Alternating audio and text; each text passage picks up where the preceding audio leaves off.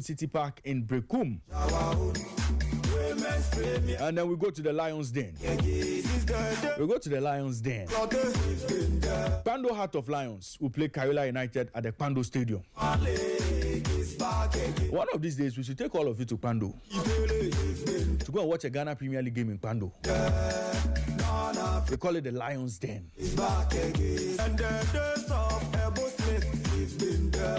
And the final match of the round will be played on Monday, December 1, 2025.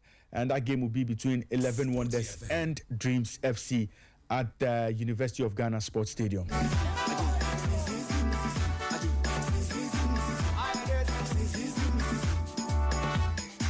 Division 1 League is back again.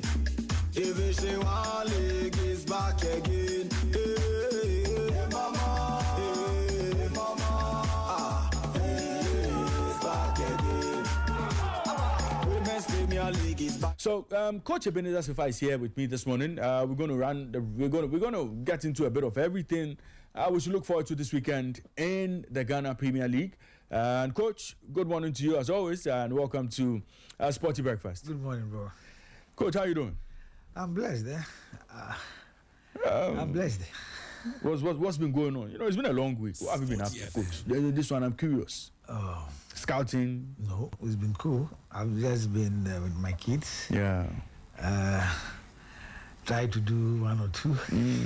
Well, these days, Coach spends a lot of time in the United Kingdom. You know, he doesn't want to tell me what he's been doing there. But I mean, I know very soon he'll slap me with a UEFA license or a pro license or something. Yeah, I know. Coach is cooking things. But Coach, good to have you on the show as always. Thank you, bro. Great.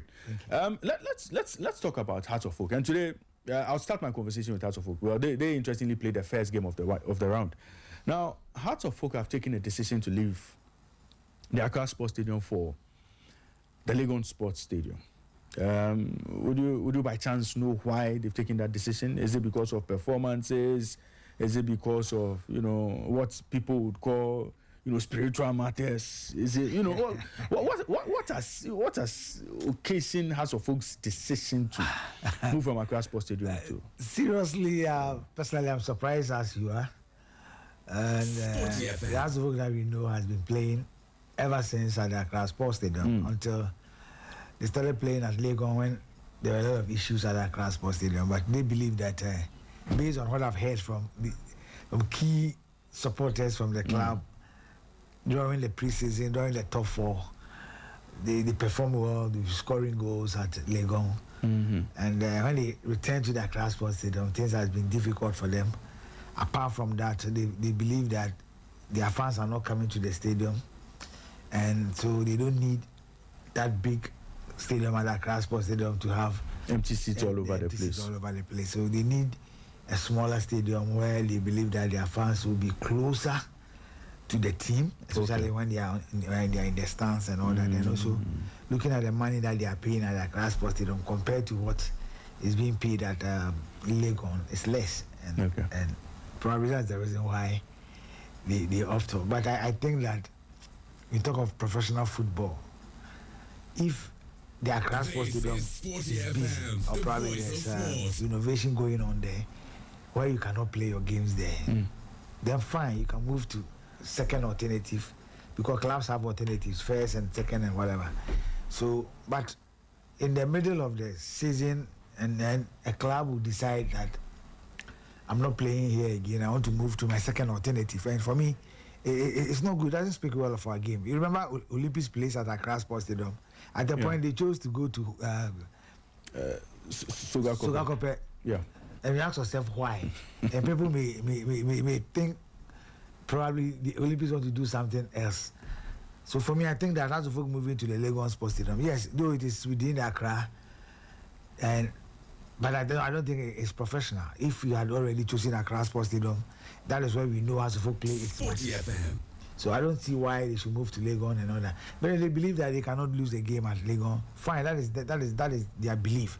But in the professional line, I don't think it is good for us. So you and I know that. Look, if Hearts of Oak should start losing at Legon, would they change venue again? I don't move to Sogakope. Or going to Legon, is their fans going to fill the stadium or not. I mean, if we've passed this stage, and I don't think it's good. But hey, this is House of Folk. This rating to the FA, it has been approved. So we just have to look at them and then see what they will bring. Probably they are starting their first game on Saturday with Vision FC. Now let's see how it goes. Let's get into the game itself. Hearts of Oak come up against a team that is very difficult to beat. You look at Vision FC, and in their last 3 games, they've been able to draw against their opponents. They've picked very, very crucial draws in the game in the last 3 games they played. And if you look at Vision FC, they played their last game against Heart of Lions. That game ended 2-2.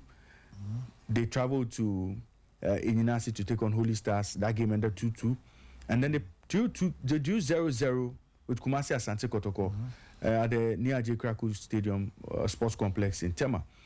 Clearly, they look like a team that don't give up in games. They know how to fight right to the end. Even in that Heart of Lions game, they had to score late on in that game. They come up against a Hearts of Oak team that is struggling to score. In Hearts of Oak's last 3 games, they've not been able to put the back of the net of any of the opponents they faced. Clearly, lot of problems when it comes to the attacking line of Hearts of Oak. How do they navigate all of these circumstances against a very tricky team in Vision FC? You know, Hearts of Oak, of course, we've heard Didi Ramani lamenting on his team. And looking at Hearts of Oak, as you rightly said, in their last 3 games, they find it very difficult in scoring.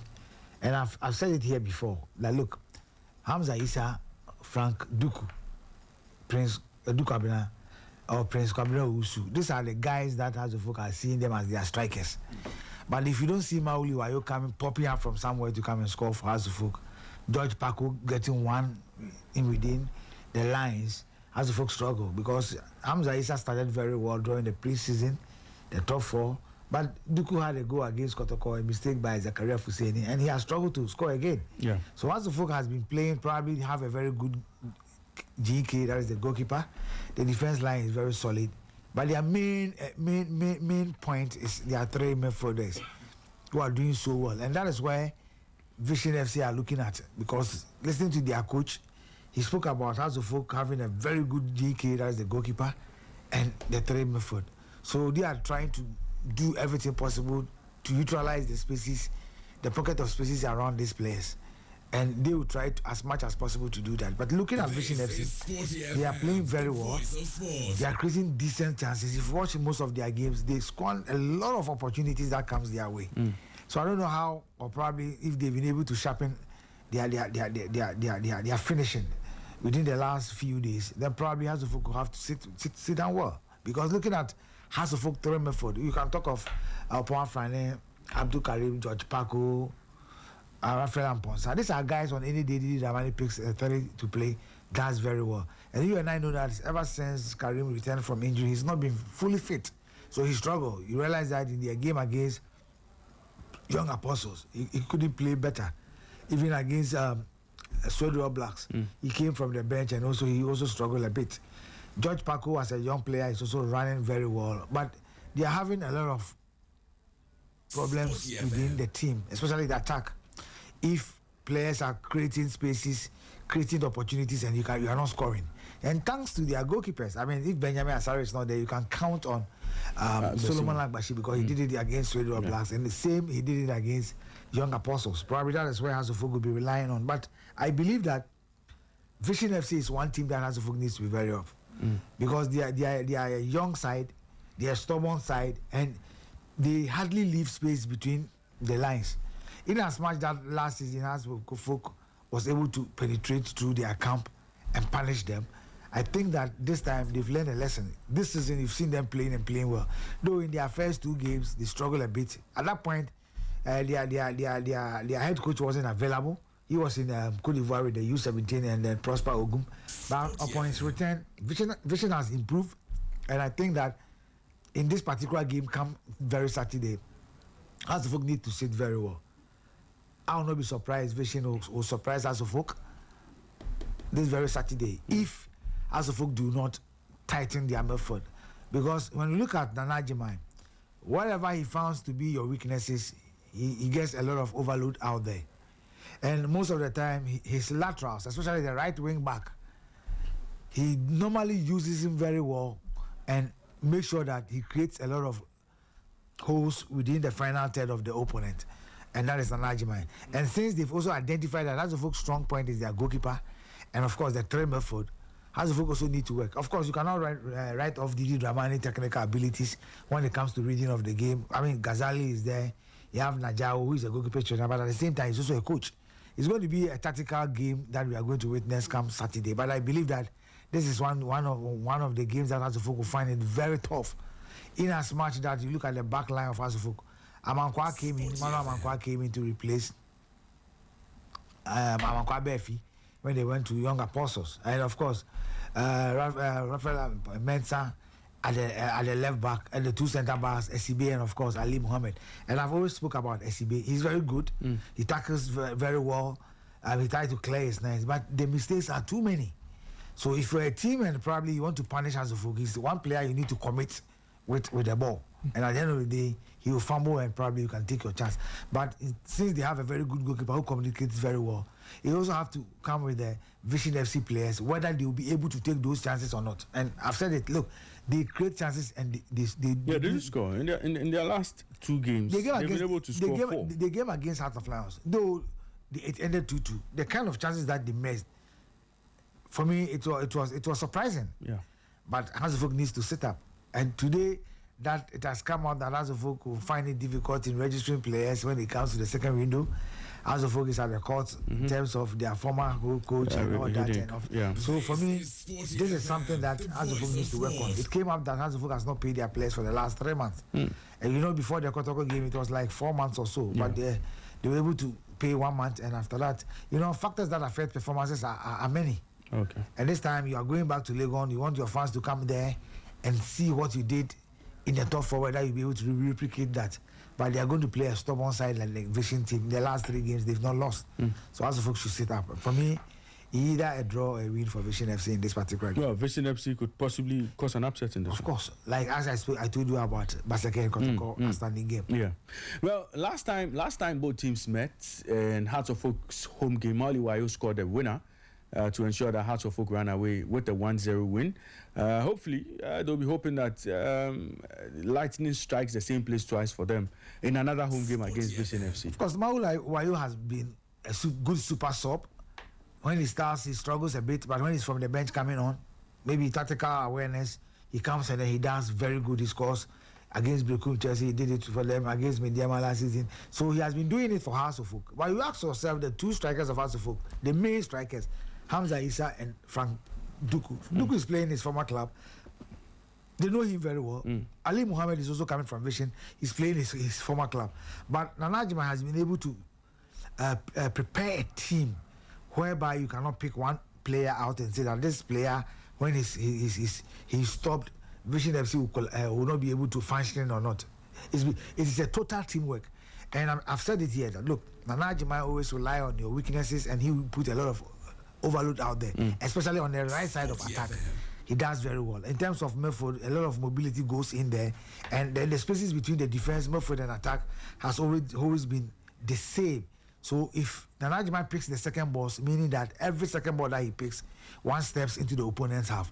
That is why I look at Hazelfolk team and I think that Hazelfolk may find it very difficult to handle them. Yeah. But you cannot take anything away from Hazelfolk. They've just lost the game to Kumasi Asante Kotoko. Yeah. And it was at that crash post. This time they are going to Legon where they believe that it will be difficult for teams to come and pick out the 3 points. Right. But they need to be very careful. Now, Coach, let's talk about Didi Dramani.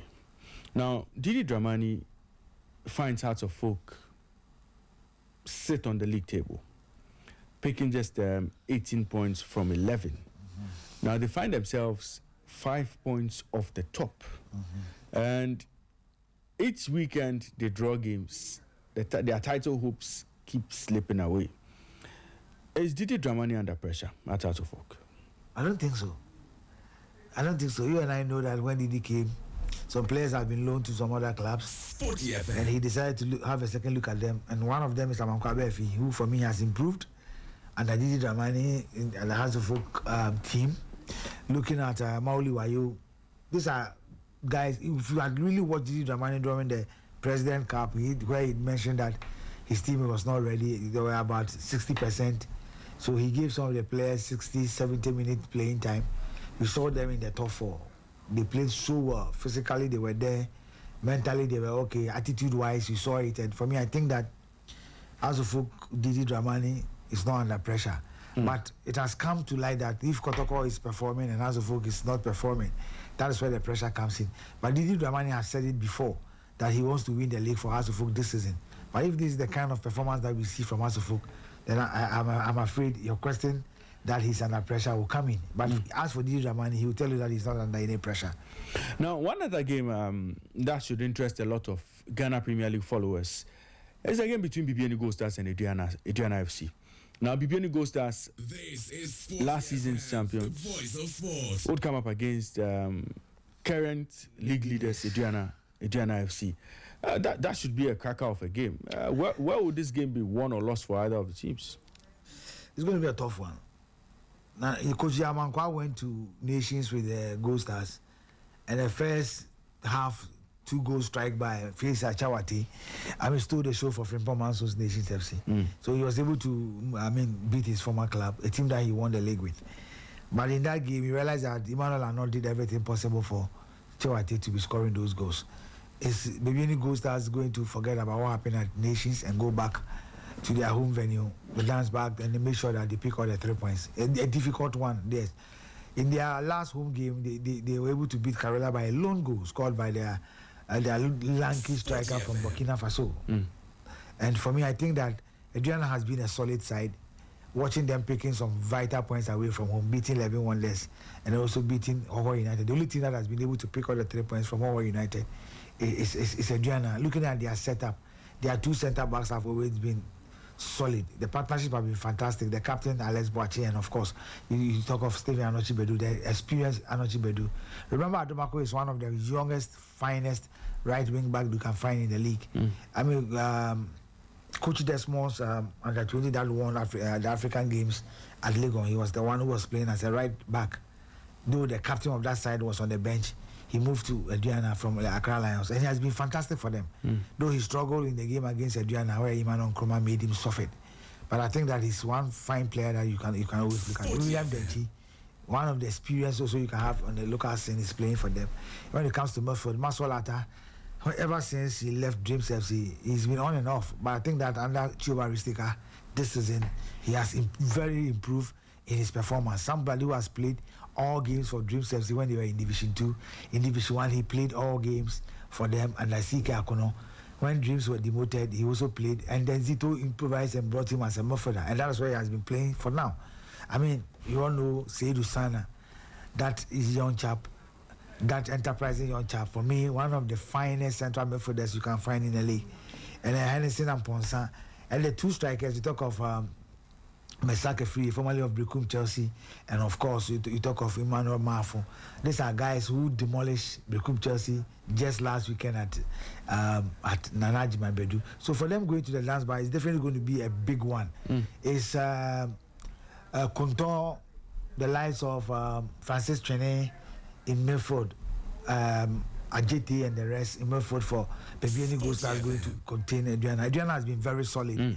This game is going to be a tough one. A very, very difficult one for BBN. If they are going to take advantage of their home grounds, then probably it's going to be the number 12 men in football. That is their fans. Apart from that, Adriana has been focused, and I think Atapuku has been able to install something into the team. So wherever they travel, at least they go with 2 buses of supporters, so the players don't feel they are playing away from Doma. It's going to be a tight one. This game might end in a draw. Right. And last time Adriana played BBN Gold Stars at the Dance Park was last season. They lost that game, and I think they also lost to them the season before. So it's back-to-back defeats for Adriana FC at the Dance Park. Yes, Adriana they'll be hoping to make amends this time around. Adriana has struggled. Even the first season of Gold Stars, they were the only team that went to Doma to beat them. They went there to that's beat correct, them. yeah. So for me, I think that they've come far. Adriana has come far. Choba Ristika's second coming for me has been super. He started the preseason and he made everybody aware that, look, he's now putting up his team, new players and old players, and he believes that by or after week 5, you see the true Adriana. And of course, they are leading the pack with 2 points. So for me, it's a different Adriana that is going to the dance park. And looking at Gold Stars, if Emmanuel Kobe, the goalkeeper, one of the finest goalkeepers in the league, Vincent Atinga in the rest, and of course Anaba, the centre back. They have Kumi, who has scored 6 goals in the Ghana Premier League. Samson Eduku is also there. They have a fine team, but Adriana is a stubborn side, especially if you are not able to break their method. When it comes to solid defending in terms of the area ability on the ground, solid Alex Boachi and then Anochi Bedu.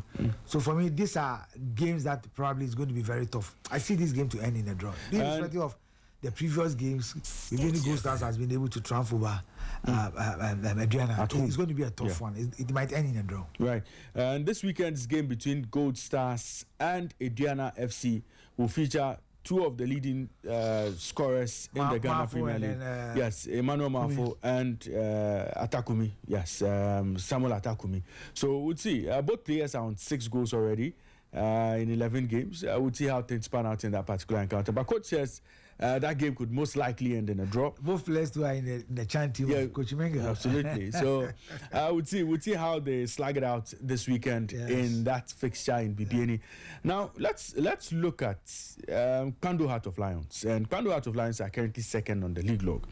Now it's just a point between themselves and the league leaders Adriana. They play against Karila United. A game that the Lions might fancy winning in the Lions Den. Well, I've mentioned it here that if Lions fails to win the Ghana Premier League, I'll be surprised. Because they are the only team that I think that when it comes to consistency, they have it. In terms of their technical team cohesion and being there for the past 2.5 seasons, they have it. Looking at the quality of players, though they have H.A. Dogley and of course the Freeman, the Liberian international. These are the 2 new players that have found themselves in the Heart of Lions team. The rest of the guys are already there. And they are playing so well, especially their midfielders, Kwanzaa, Ishmael Ado, and then H.A. Dogley. And for me, I think that their back line has also been solid. Yawansa, and of course, you talk of Bismarck and him, Ebenezer Aban, and then we've been in the Lawrence Osei.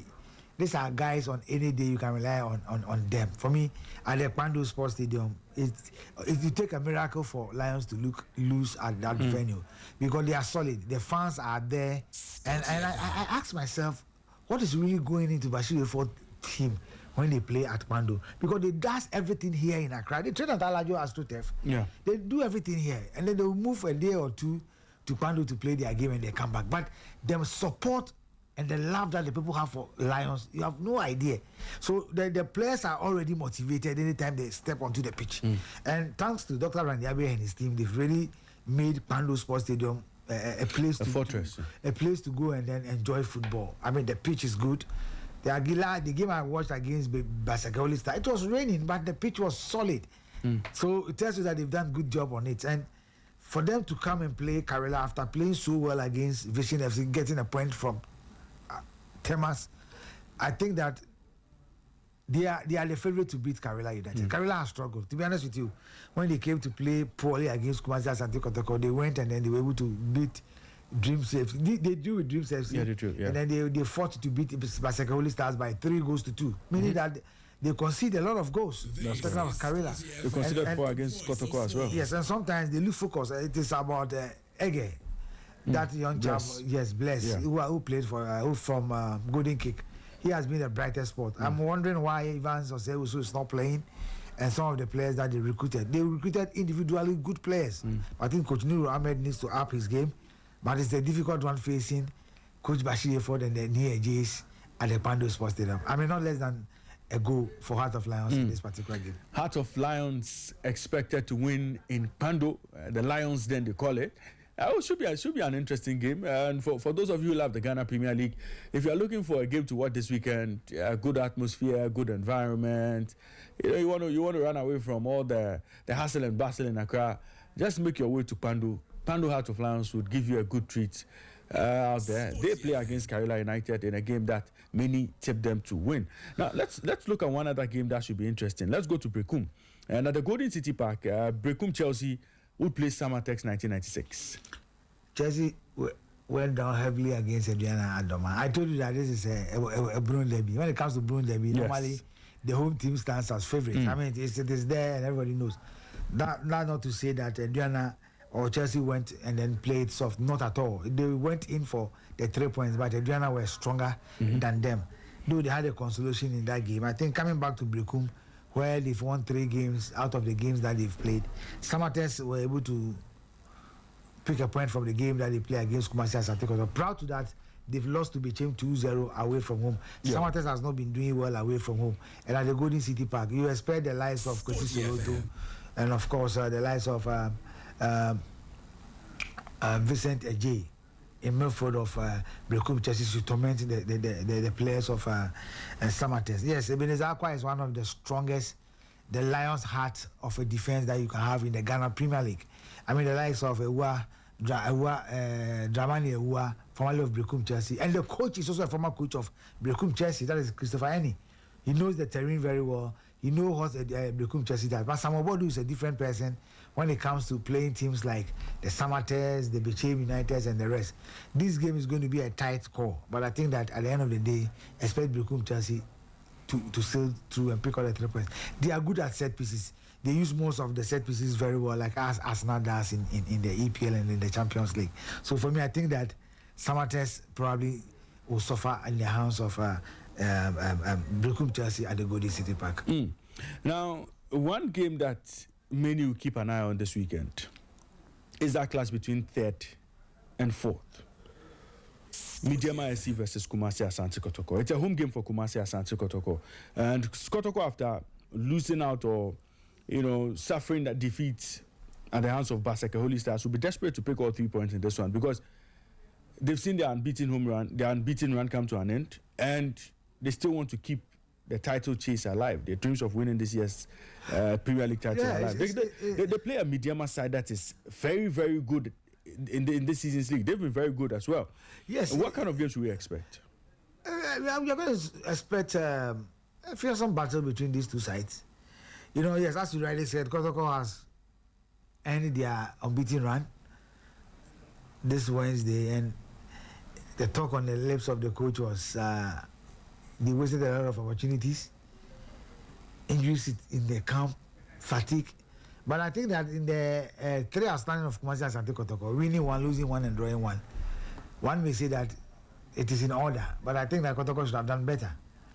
I had the opportunity of watching the Baseke game, and I think that they squandered a lot of opportunities. I've said it here that look, it seems Kwampuku is forgetting how to play football. And a player of his caliber, see him missing such opportunities is very difficult. Yes, Morifin Donsu, one may say that, I think I heard Zito talking about language barrier, but I don't think that getting the goalkeeper at your mercy is language that is going to put the ball at the back of the net for you. He needs to improvise, he needs to think, he needs to know that, look, this is my job. This is what I'm supposed to do at this very area, at this very point, and my movement on the field of play. Language barrier does not come in here. Kotoko missed a lot of glorious opportunity against Baseke Holy Stars. Coming to face a Midyama side, who for me are also doing very well. Though they've won an away game against 11 Wonders. Midyama against Hoho United, it was a tight game. They have lost to Karela United. But I think that it's going to be a Milford battle between the Kotoko team and of course Karela.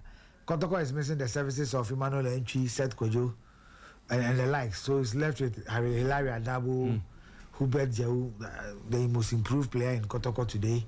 They have the likes of Baba Yaya, who is back from injury. The 2 strikers, Kwampuku, Morifin Donsu. For me, I believe that without the ball in the Kotoko setup, the Kotoko will be playing more or less 9 against 11. Yeah. Because Kwampuku doesn't add up. But he scored in midweek.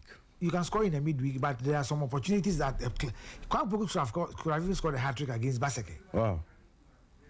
So for me, I think that he needs to up his game. People are talking about he returning from injury and he needs time. At that level, Sporty FM. There are chances that you don't mess up.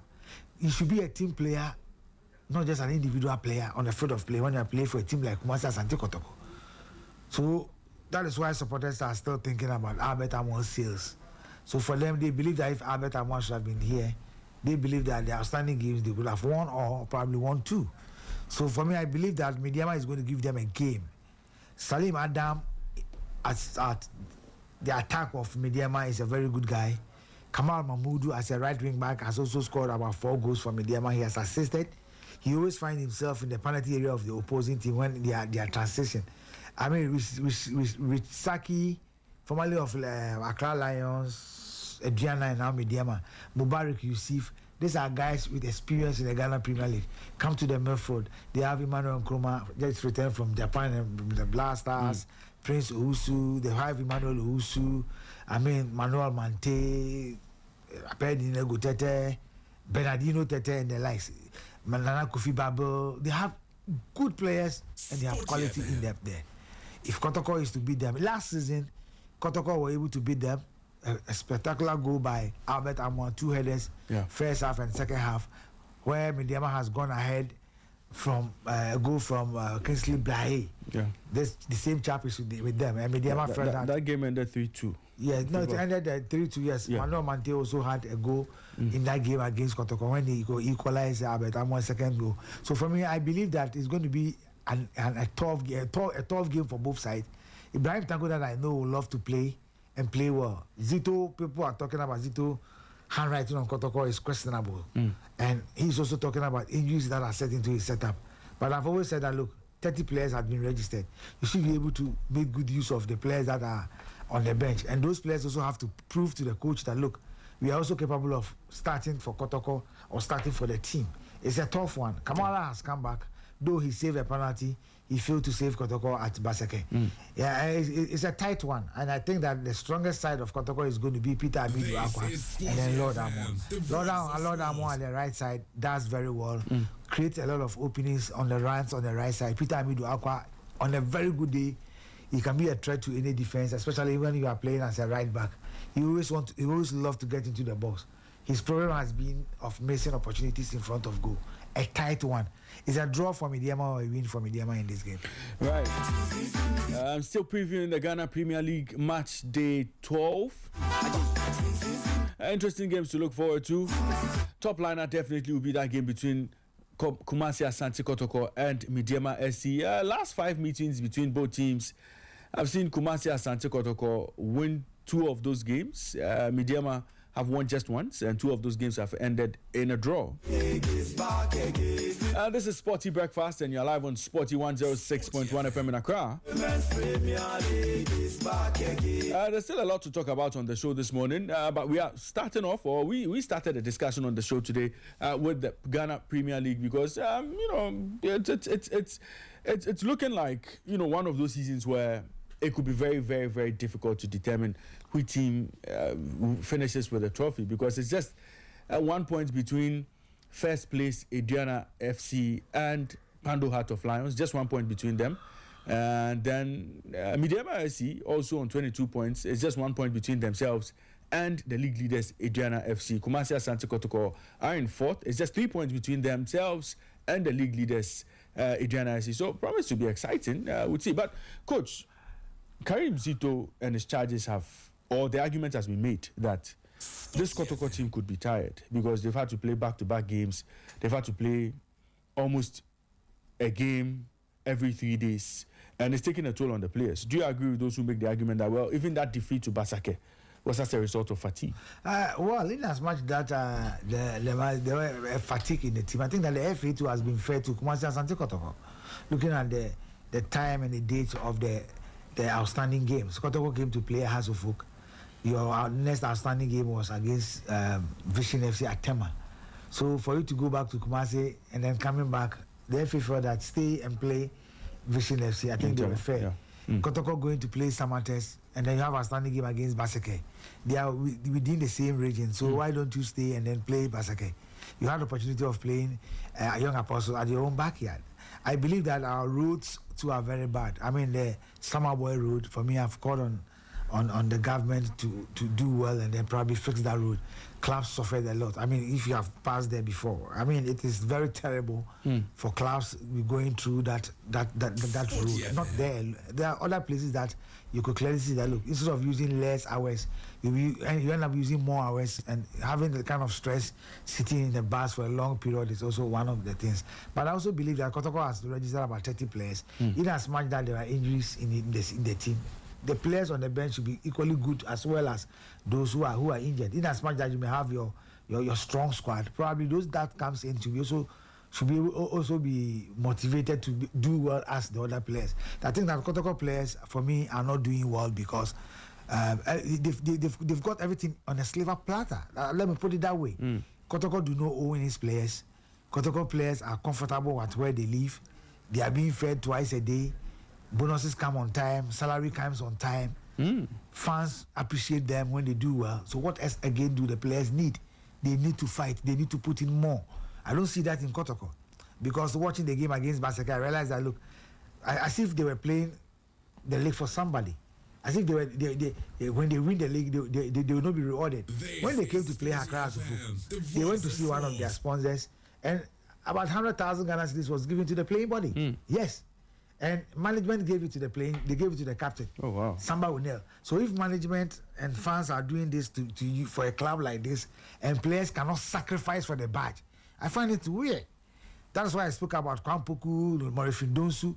Everything is being done for you. We are here when Coach Sapon spoke about 3 days his players have not eaten, but they had to sit in the bus and go to work and fight and pick a point from that game, even with less men. And then when you have everything at your disposal, and probably I'm thinking that it's becoming of Ghanaian players when they are playing for clubs that probably they receive less salary, and they are able to get to clubs that pay them well. They go and they relax. Yeah. And I find it very strange.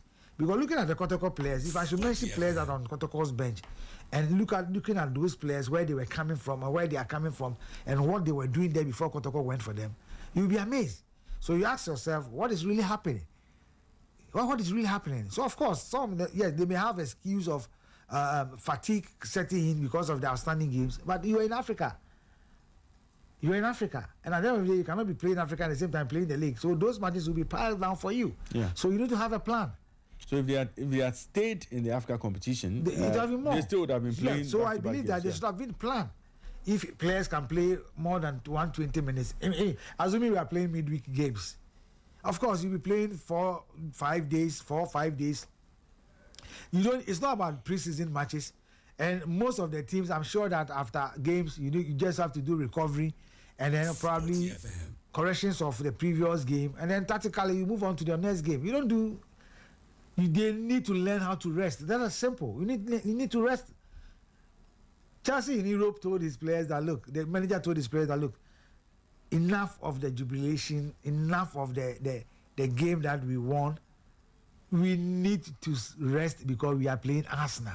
Players have to have that kind of heart, that kind of mindset that, look, after every game, you need to rest. I listened to Mike Lacian some time ago. He said his strength was sleeping. Anytime he plays games, he sleeps a lot. Sule Muntali will tell you the same. I'm not saying that the players shouldn't have fun or not, but as a professional player, you should know your strength, when you should have rest, what you should eat, and all that. So for Kotoko, that excuses, I wouldn't want to buy it, but I believe that they can manage it. Injuries can set in, but you player that is coming on, for instance, Ablo, in the game against Basake, during warm-up, he pulled out because of 1 or 2 issues. He pulled out. Zakaria Fuseni was on the bench. He has to step in the play. A former captain of Brekup Chelsea, a former member of the U23 squad, should be able to play. Francis Akwa, since he came from Bechem, he was one of the finest left back. He was even the Didi Dramani's Chan team that played the Nigerian home and away. You come to Kotoko, an opportunity is given to you if Patrick Asiedu is not performing, and then you are relaxed. At the end of the day, what do you expect the fans to say? What do you expect people to talk about the team? So if coach comes out to say that, look, there's fatigue and all that, about 30 players were registered. So if about 5 or 6 are injured, you should be able to have a way of managing them to play the games. They have no option than to go to come to the Baba Yara Sports Stadium and play Mediama. Make sure that they play and play well. Because if you are not careful, Mediama will embarrass them. Looking at what is happening to Kotoko Smithford, Hilary Adabu, Hubert Jehu, and then Baba Yaya, who does the tackles for them? The one does the tackles who also complements his effort. So at the end of the day, you need to work for each other on the foot of play. But if one thinks that I'm tired, there's a lot of fatigues in the previous games, at the end of the day, you are losing the mindset. So the attitude of the Kotoko players needs to change. It happens to them when Coach Prosper Ogun was there. We spoke about it. Yeah. People thought that we were just calling names, we were just making excuses. It came up that, look, they were not ready and they were not professionals. Do you understand? That was when we got revelations of the girlfriend snatching syndicates. Well, that is history. The shisha smoking gun. That is history. That history should guide them. No, that history should guide them. And I believe that, look, players need to understand, Kotoko players need to understand that the club is not owing them in terms of bonuses, in terms of salaries. Fans does them good. I'm saying that after the Kotoko game in Accra, they were giving 100,000 Ghana cedis. Kotoko players have soft life.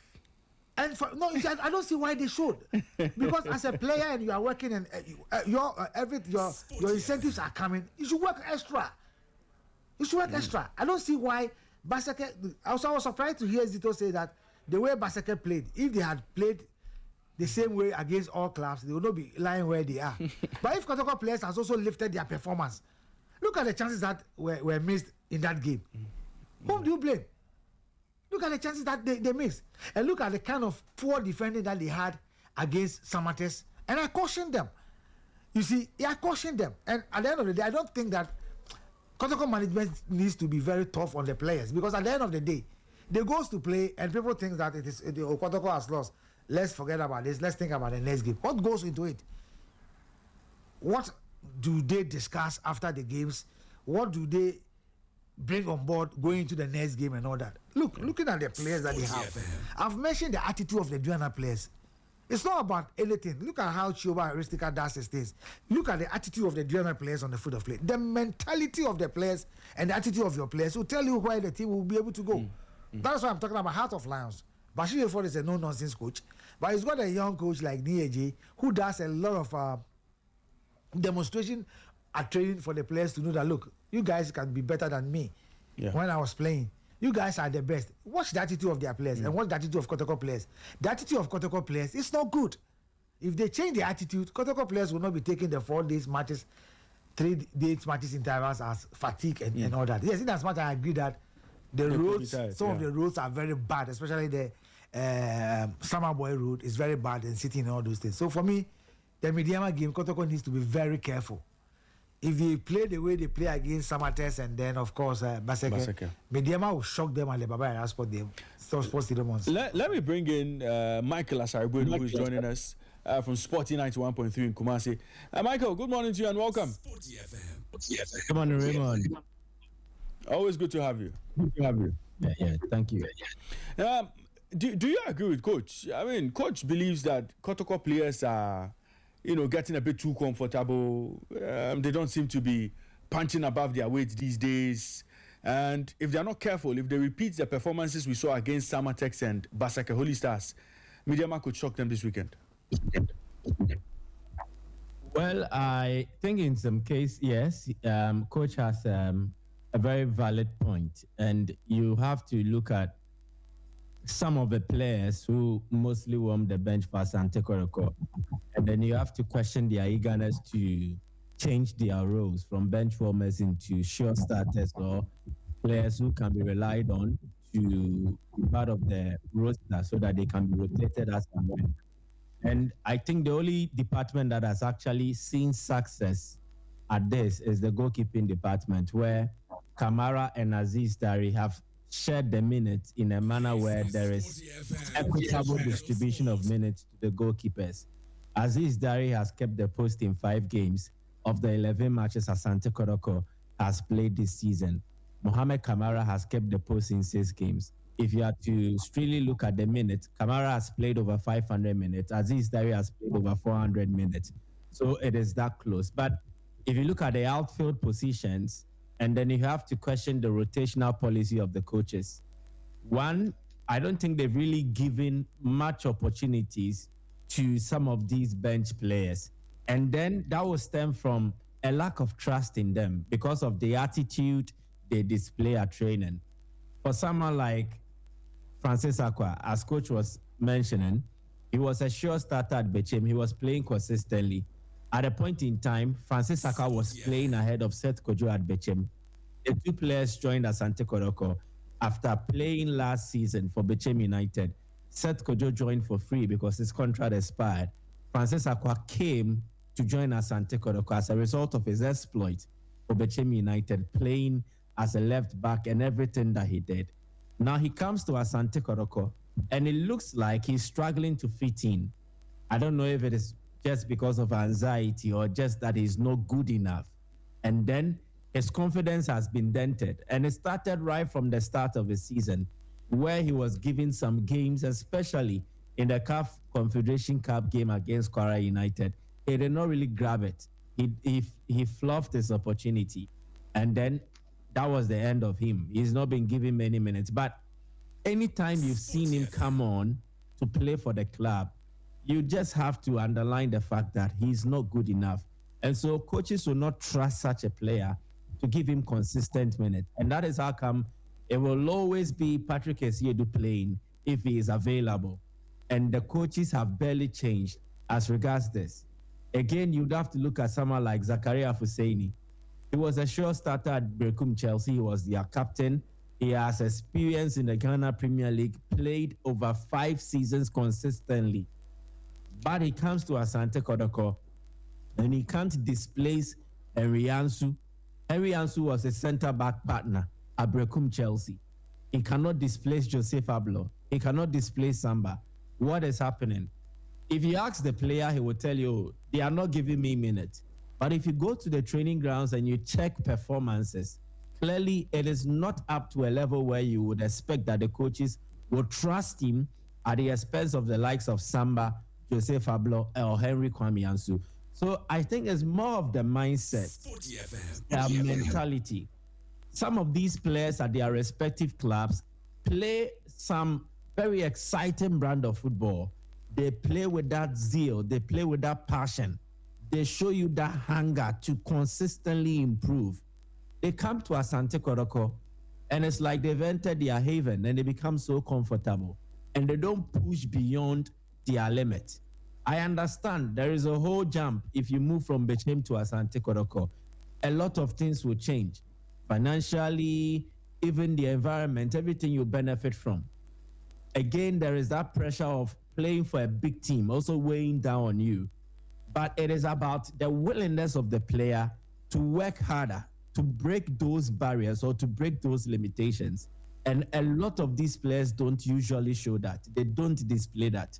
They come to Kotoko and one pressure or two, and then they give up.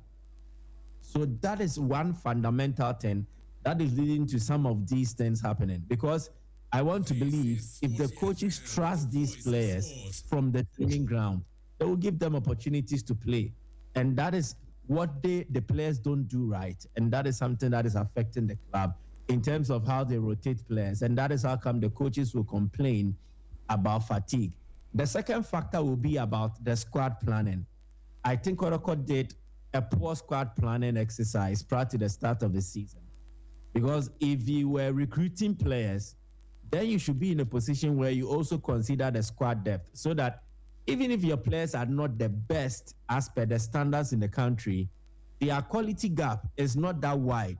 So if you are taking off Peter Amidiwakwa and you are bringing on Inusa, you expect that he will be able to contribute to an extent what Peter Amidiwakwa offers you. If it is, they brought in this left-footed player, Philip Amo from New DBS.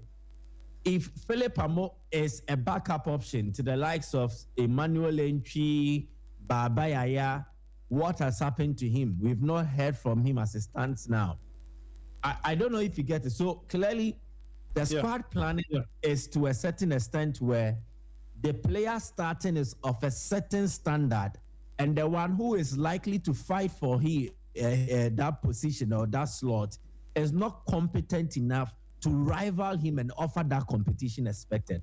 And so mostly the starters are at a certain level, and then those as the bench options are not up there yet. And this is why I think the squad planning was not proper. One also thing to speak to regarding the squad planning was the decision to sell Albert Amoa. I don't think any proper football club does such business without having any backup options and only clinging to hope. Albert Amwa was arguably not just Asante Kotoko's best attacker, but the best attacker in the Ghana Premier League as at the time he was leaving. And it looked like he had discovered the top form. And so if you want to sell him, you should be guaranteed money.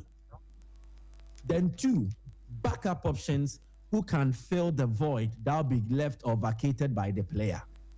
Albert Amwa goes, the money has not come in. And then backup options, Kwame Poku just recovered.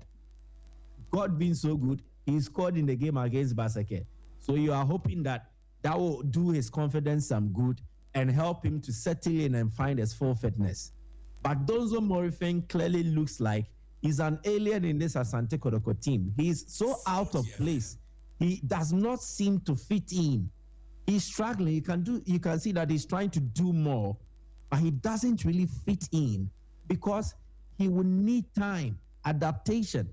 He speaks a different language, eats different food, different culture, and the club should have thought about all these things before deciding to sell Albert Amwa. And it has come back to bite them. It has come back to haunt them, and it's because of bad decision making. Albert Amwa was sold for good money, but I don't think it is an outrageous sum of money that Kodoko could not have prepared the player better, let him play well, and then potentially get such a fee in the future. They could have. So the whole decision to let your top player go without any proper backup options, I think it is something that is also biting hard at the club and is affecting them. The issues about fatigue, I've seen James Kodoko play, and even in their quote-unquote fatigue nature, they created very good chances that if they had any good finisher in their team, they should have won. Against Adriana played a good game. But I think for Kotoko, if they had a sharp attack, they would have punished them. The 2 chances Kwame Poku got, where he decided to round the goalkeeper, those were clear goals. And so you look at it clearly, and then it gives you the impression that Kotoko, even though they claim they are fatigued, are still having decent open play chances, and they keep squandering them. How come they lost? Why they lost to Baseke Holy Stars is not because they were fatigued. It's because they failed to take their chances. Against Samates, if they took their chances, we would have been speaking to a different thing.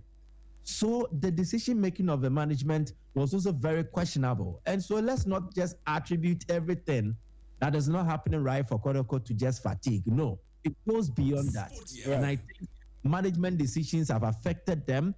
Players who were supposed to be role players in this squad have also disappointed and are not really given the kind of competition expected of them.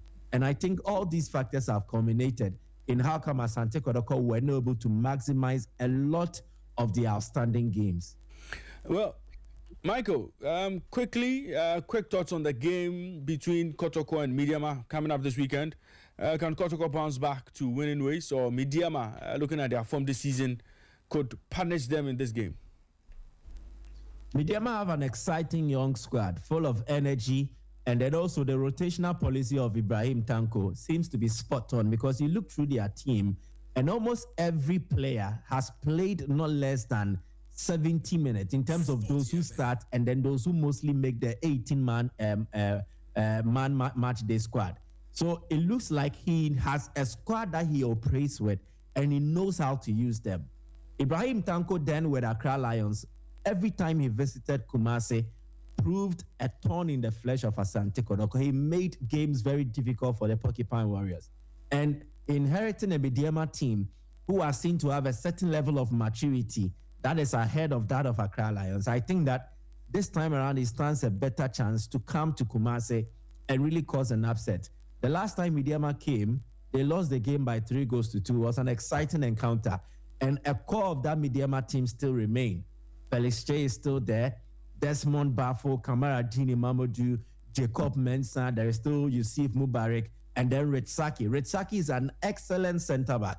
And mostly what he does is that he decides to play Bafo Desmond as a left-back, Kamara Dini Mamadou as a right-back, and then in central defense, the constant is Jacob Mensah, and depending on the fitness of Yusuf Mubarak or Ritsaki, one of them mostly plays. So it looks like Midyama have a very healthy squad, and a squad that the coach can rotate at any point in time and you will not really feel the impact. And that is something that is helping them. In the middle, Salim Adams did not start the season with them, but is grown to become one of Midiama's kingpins, their key players. In the 8 games he's played, he's totaled over 500 minutes for the side.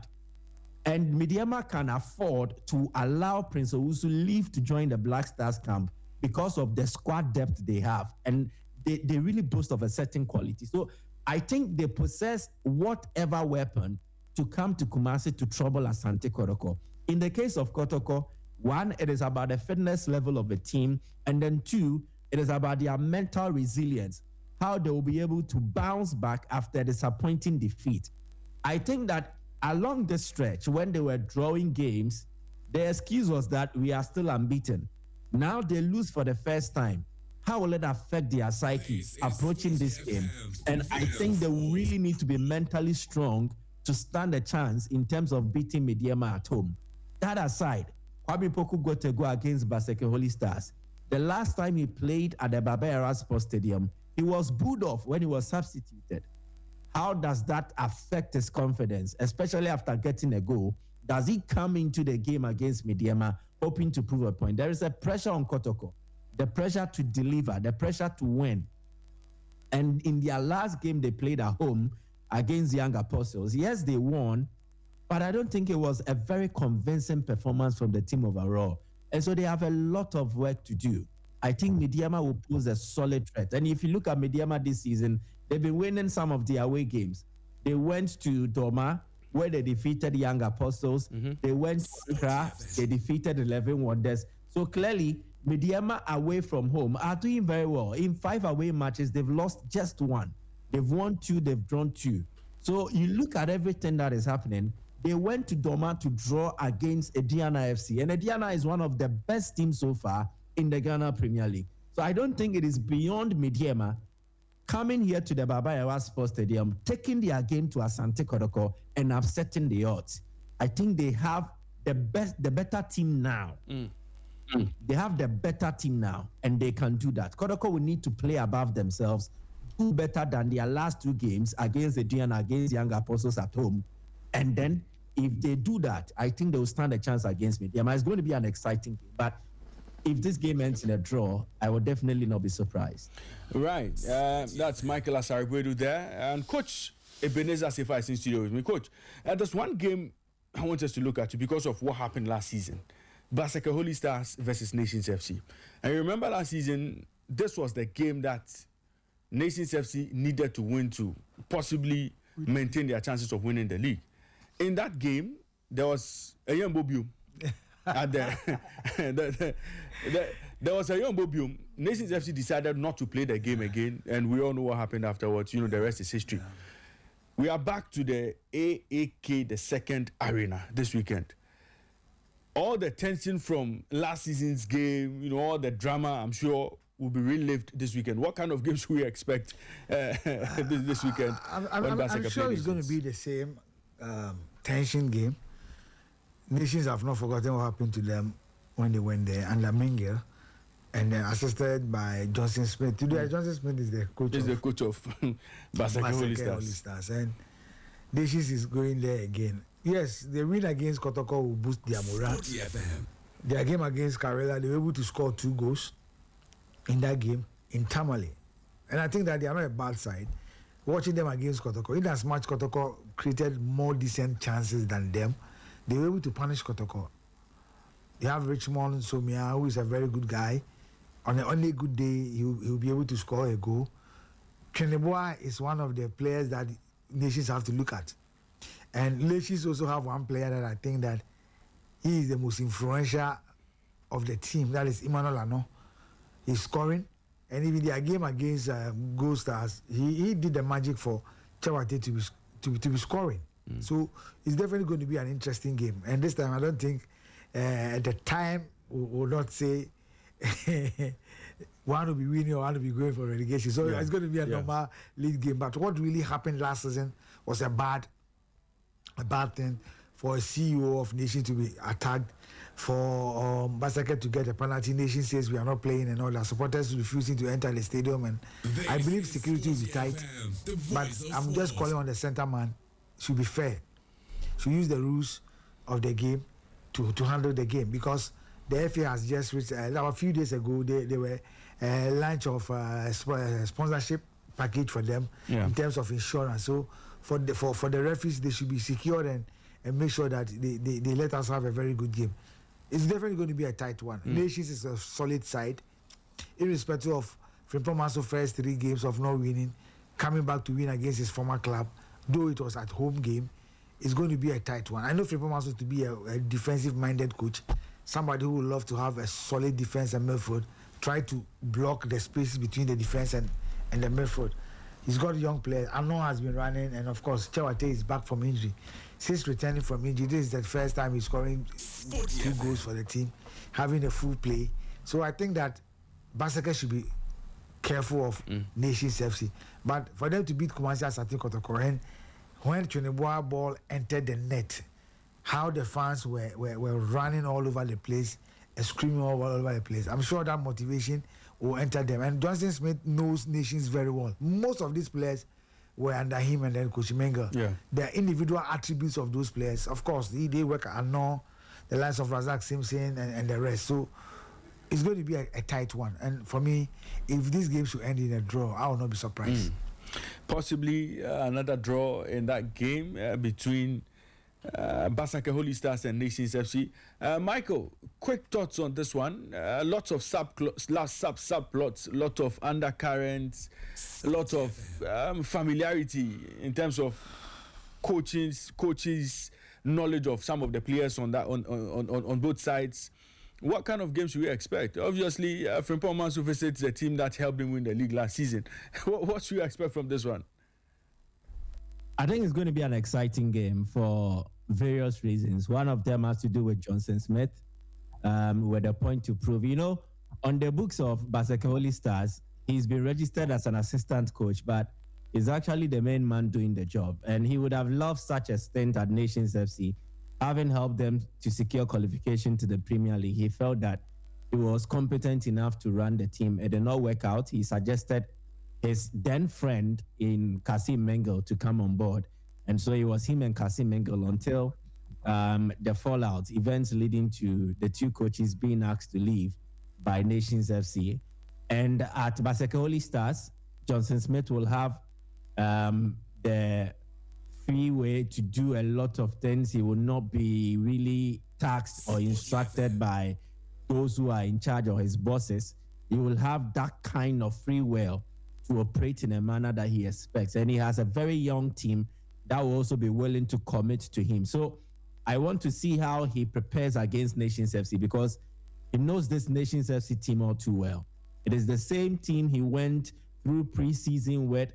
He's seen a lot of games at the dugout as a coach. So he's prepared with Nations FC for games. So definitely, if he's to do a strength and weakness analysis, he's the best person to tell that this is the weakness of Nations FC and these are the strengths of the team. And so he should be in a position to map up a strategy that will mostly stifle the strength of the team and then also look to exploit their weaknesses. So on that tangent, I think Johnson Smith will have a point to prove, and then will make the game very difficult for Nations FC. That aside, I am looking at 2 attackers who are on the top of their game. Prince Trenebois is arguably the best attacker in the Holy Stars team, and he scored in 4 consecutive games. I don't remember the last time a player of Basaka Holy Stars did this. And if you are judging by their overall Premier League history, he's the player with the most goals for Basaka Holy Stars in their Premier League history. He scored 12 goals so far as it stands. Last season, he delivered 8 goals for Basaka Holy Stars, and this season, in 11 games, he scored 4. At just 19 years old, he's a player who definitely excites the home fans. And of the 4 goals he scored, 3 have come at home. In the 2-0 win against Bibiani Gold Stars, he scored. In the 2-1 win against Kodoko, he scored the winner.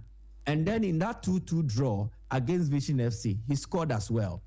So clearly, he looks like he's the home fans' favorite. Whenever they play at home, especially at Nzema, he's a go-to guy to either create goals for them or score. And I think Prince Chenebua will be willing to continue with that streak of scoring in 4 consecutive games for Baseke Holy Stars. Emmanuel Ano, the ultimate playmaker for Nations FC. It is either he is scoring or he is creating. And Coach Riley mentioned it. In the game against BBN Gold Stars, he did not score, but he was the ultimate tormentor for the BBN Gold Stars defense, making those brilliant runs, being very tricky in terms of his duels against the Gold Stars defenders. He dribbled at ease, the turn of pace, everything was so brilliant. And he's a player on red hot form. This season has actually been a season for Emmanuel Nano. And I'm not surprised that there are talks within the local media here in Kumasi that he's definitely one of the players for the national team handlers to have a look at, that is competent enough to do a job. And clearly, I think so. He's very good in terms of playing a part in the collective chance creation, and individually, when he has to use his brilliance to also create opportunities and score, he does it, like he did against Hohoi United when Nations played against them at home. I think Ano will also be key to the chances of Nations FC. Yes, Faisal Chawate has scored. It will do his confidence a lot of good in scoring two goals in the game against BBN Gold Stars. I think it is going to be an exciting game. Right. But I doubt if Holy Stars have what it takes to win back-to-back games at home. They've beaten Gold Stars at home this season. They've beaten Asante Kodoko. But do they have enough in their tank after their exertions against Kodoko to go all out and try and get the win against Nations FC? It's going to be a very interesting game. But I think Holy Stars, the worst for them will be a draw. Right. Michael, thanks for your thoughts there. Coach, let's finish off. This one, we'll do this in 60 seconds. We're not going to spend too much time on these games quickly so we can get straight into Europe. There's a lot of action to talk about in Europe this weekend.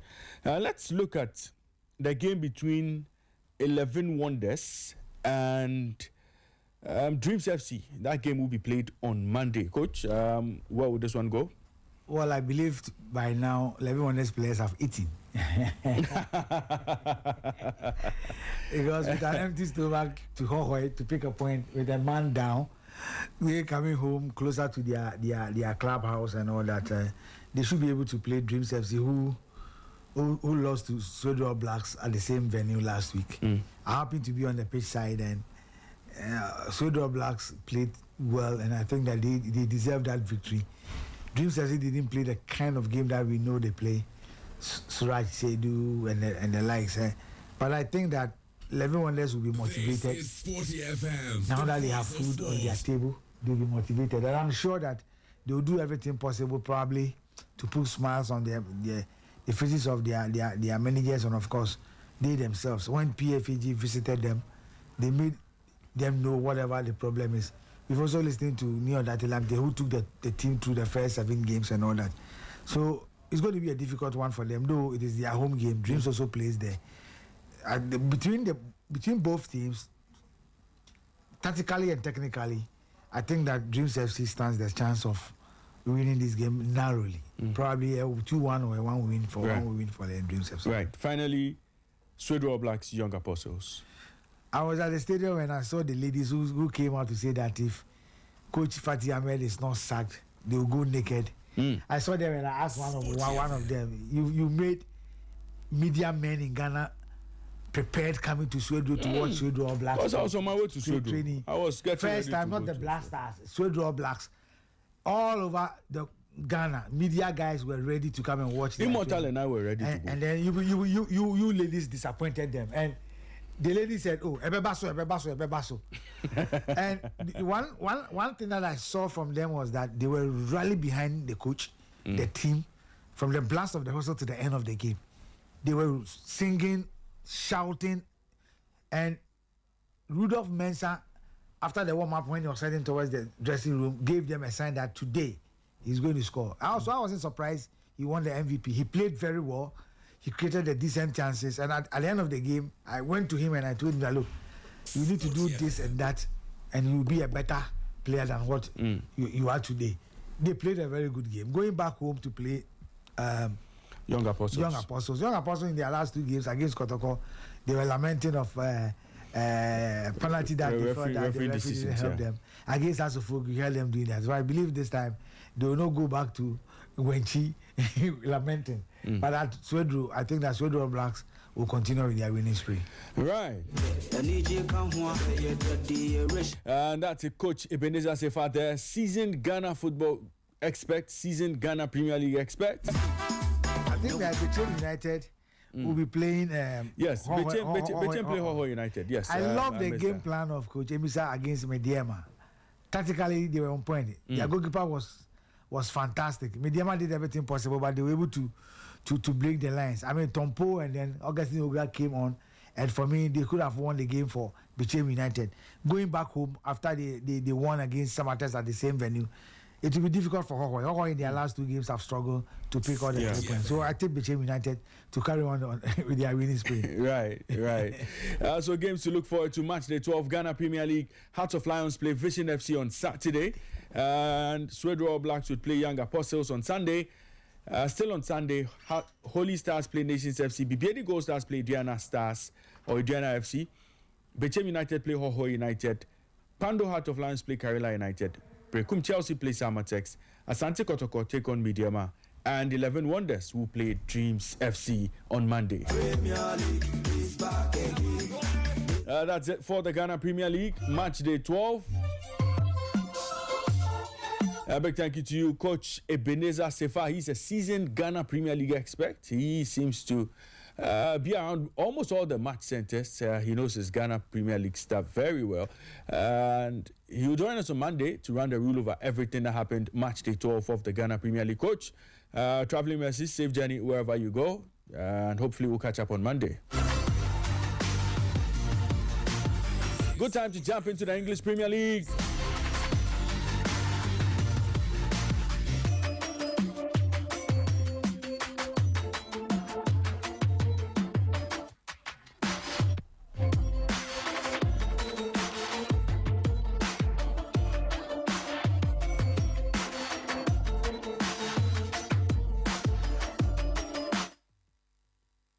It's match day 13 of the 2025-2026 English Premier League season.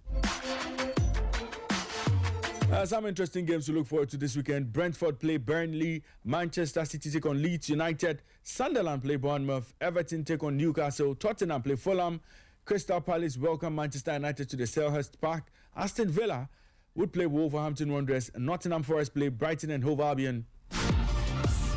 Nottingham Forest play Brighton and Hove Albion, West Ham play Liverpool, and Chelsea will play Arsenal in the weekend's biggest game. Michael Asarabud is on the line, joining me from Sporty FM 91.3 in Kumasi.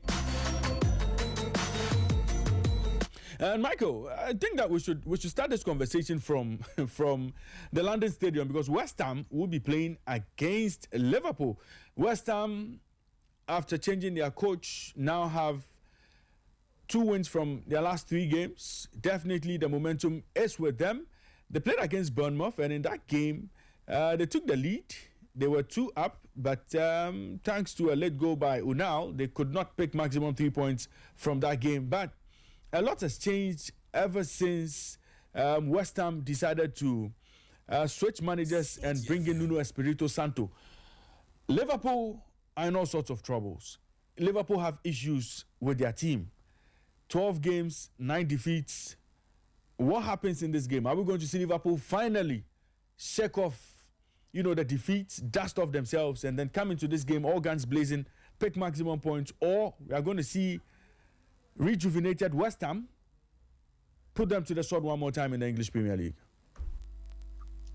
See, Raymond, the nosedive in performance and results for Liverpool does not seem like ending anytime soon, because the best game for them to have researched was that match against PSV Eindhoven at home in the Champions League.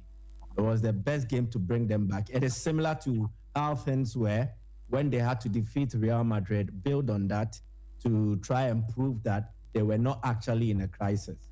And I think the PSV game cemented it, that this is a Liverpool team that are in an actual crisis, and then they don't know how to come out of it. The coach is willing to fight on, but the question is, are the players in a position to fight on and try to see them bounce back? I don't see that telling from their body language, and they look like players who have given up, and they will want to see maybe some changes occur. Maybe they've lost trust in the coach. They don't have belief in him because they spend more time with Arne Slot than we do, and they know exactly what transpires at training. These are players who have played under Jurgen Klopp. They've seen the best of moments in this Liverpool team, and they know how to do things when things are not going well to bounce back. And maybe they are not seeing the signs and the slot. And when players feel like that, they stop playing for you. They stop trying too hard. And so it is not really about the eagerness of Arne Slot to see Liverpool bounce back, but it's about whether the players are ready to offer such a response. And I don't really see that. In the game against West Ham, it is away from Anfield, but people don't really care now where Liverpool play. If they play at home, they lose. They've lost back-to-back home league games, and then in their last 3 matches, they've conceded 10 goals, scoring just one, scoring just 2. So it's one. It's rather one, not 2. So clearly, things are not really going well with this Liverpool side. In Nuno Espirito Santo, what he's decided to do at West Ham is that he's done the basics, help them to defend against set pieces, and then make them utilize their own attacking set plays. So from corner kicks, from free kicks, Thomas Tuchel has been activated again as a weapon of distraction from aerial duels. So this is actually a game that on paper does not suit Liverpool, judging by their recent predicament.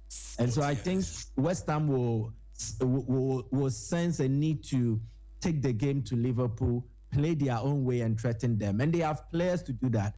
Sharrod Bowen, you have Lucas Paqueta, Crescencio Somerville, who seems to have rediscovered his form under Nuno Espirito Santo. It is a game I see West Ham scoring, and the question is, can Liverpool outscore them? On paper, Liverpool have the players. In reality, they don't have the team. And I think it could yet be another disappointing result for Liverpool this weekend. Right. Let's look at Liverpool again in just 2 minutes. If Liverpool have to win this game, what must Slot change? And according to reports, he has just one game to save his job. What must he change if Liverpool have to win this game? I think a lot needs to change about their game. One, I don't think they are starting their best team. At right back, if you try to use Curtis Jones, Dominic Szoboszlai, it will be because Jeremy Frimpong is not available due to injury. And then Conor Bradley has also had his own injury struggles. And it means Liverpool will need to do with a makeshift right back. But you have a natural defender in Joe Gomez. Why not keep him playing so you build his confidence up? Ibrahima Konate looks like he needs a break. He needs to catch a break because everything he's doing now has been a disaster class. It has not really worked well. But it's the same for Virgil van Dijk. And so Liverpool are not playing their best team, but they are also faced with an apparent lack of personnel to fill in because of their lack of a deep squad. The only place or positions they can actually rotate is their attacking positions. In midfield, they can't afford to let Alexis McAllister sit because they need him. Curtis Jones would have to play because as a means of getting players to play, and then those who are out, he needs to come and slot in, and one player has to do a makeshift. Milos Kerkesh, I don't think he's Liverpool standard yet. But if you don't play him, there is Andy Robertson, and it doesn't offer many solutions to the problems that Milos Kerkesh offers on the field. So yes, they are at a bad place now, but I don't think they have the personnel to do things. So what must change is the approach from Slot. What worked for Liverpool last season was quick transitions. I have watched Liverpool painstakingly try to be a possession dominant side, and it's not working. It is not bringing the best out of the attacking players, and that is where their biggest threat is. Salah, Gakpo, Ekitike, Isaac, they are transition strikers, quick transition. They benefit from that. Isaac's best utilization is when he's running into space. The same for Mohamed Salah, the same for Cody Gakpo, the same for Hugo Ekitike. So Slot needs to adjust his principles of play. He should stop trying to make Liverpool look like they need to hold on to possession for longer periods. They can also decide to set mid-block, like they did successfully in the game against Real Madrid. If you could see, they were not pressing high. They were not trying to conserve possession. They made their moments count in fast transitions. And I think they can go similar in the game against West Ham. If they do, they stand the chance. Although it will not solve the problems in their team, but it will give them a fair chance of having a go at West Ham, and it will help their game. Right. Michael, let's talk about Manchester City and their game against Leeds. Obviously, Leeds have penciled down two managers who could possibly replace Daniel Farke if results don't go as they expect. They face a very difficult away test against Man City at the Etihad. Back-to-back defeats for Man City. City are also hoping to mount a title challenge. Quickly, maybe in 2 minutes, what should we expect from this City game? Can Pep and his boys return to winning ways, or Leeds United could once again spoil the party for them? Well, the reason Pep rotated during midweek was because he wanted to win the Premier League game they played next so they can bounce back. And that is how come the likes of Erling Haaland and all the sure starters at Manchester City were rested for the Bayer Leverkusen encounter. So I want to believe there's a re-energized Manchester City team, and they'll be hoping to have a go at Leeds United. Daniel Farke has an exciting team, but they are also very prone to conceding goals at ease. That thing has not left the Leeds United team, from Marcelo Bielsa right through until Daniel Farke at present. They have the knack for conceding goals. And against a City team that plays so well, Erling Haaland has gone 2 games without a goal. He'll be willing to return to his explosive best. And I saw how Jeremy Doku had a tough time dealing with Poku of Bayer Leverkusen. I think City will be eager to bounce back, and that edge should be enough to defeat Leeds United. Leeds don't have enough quality to match up to what Pep and then the Manchester City team will offer. So I am tipping Manchester City to win against Leeds United, and maybe Erling Haaland getting back on the scoring act. Right. Another Manchester club will be in action this weekend. Man United play Crystal Palace at Selhurst Park.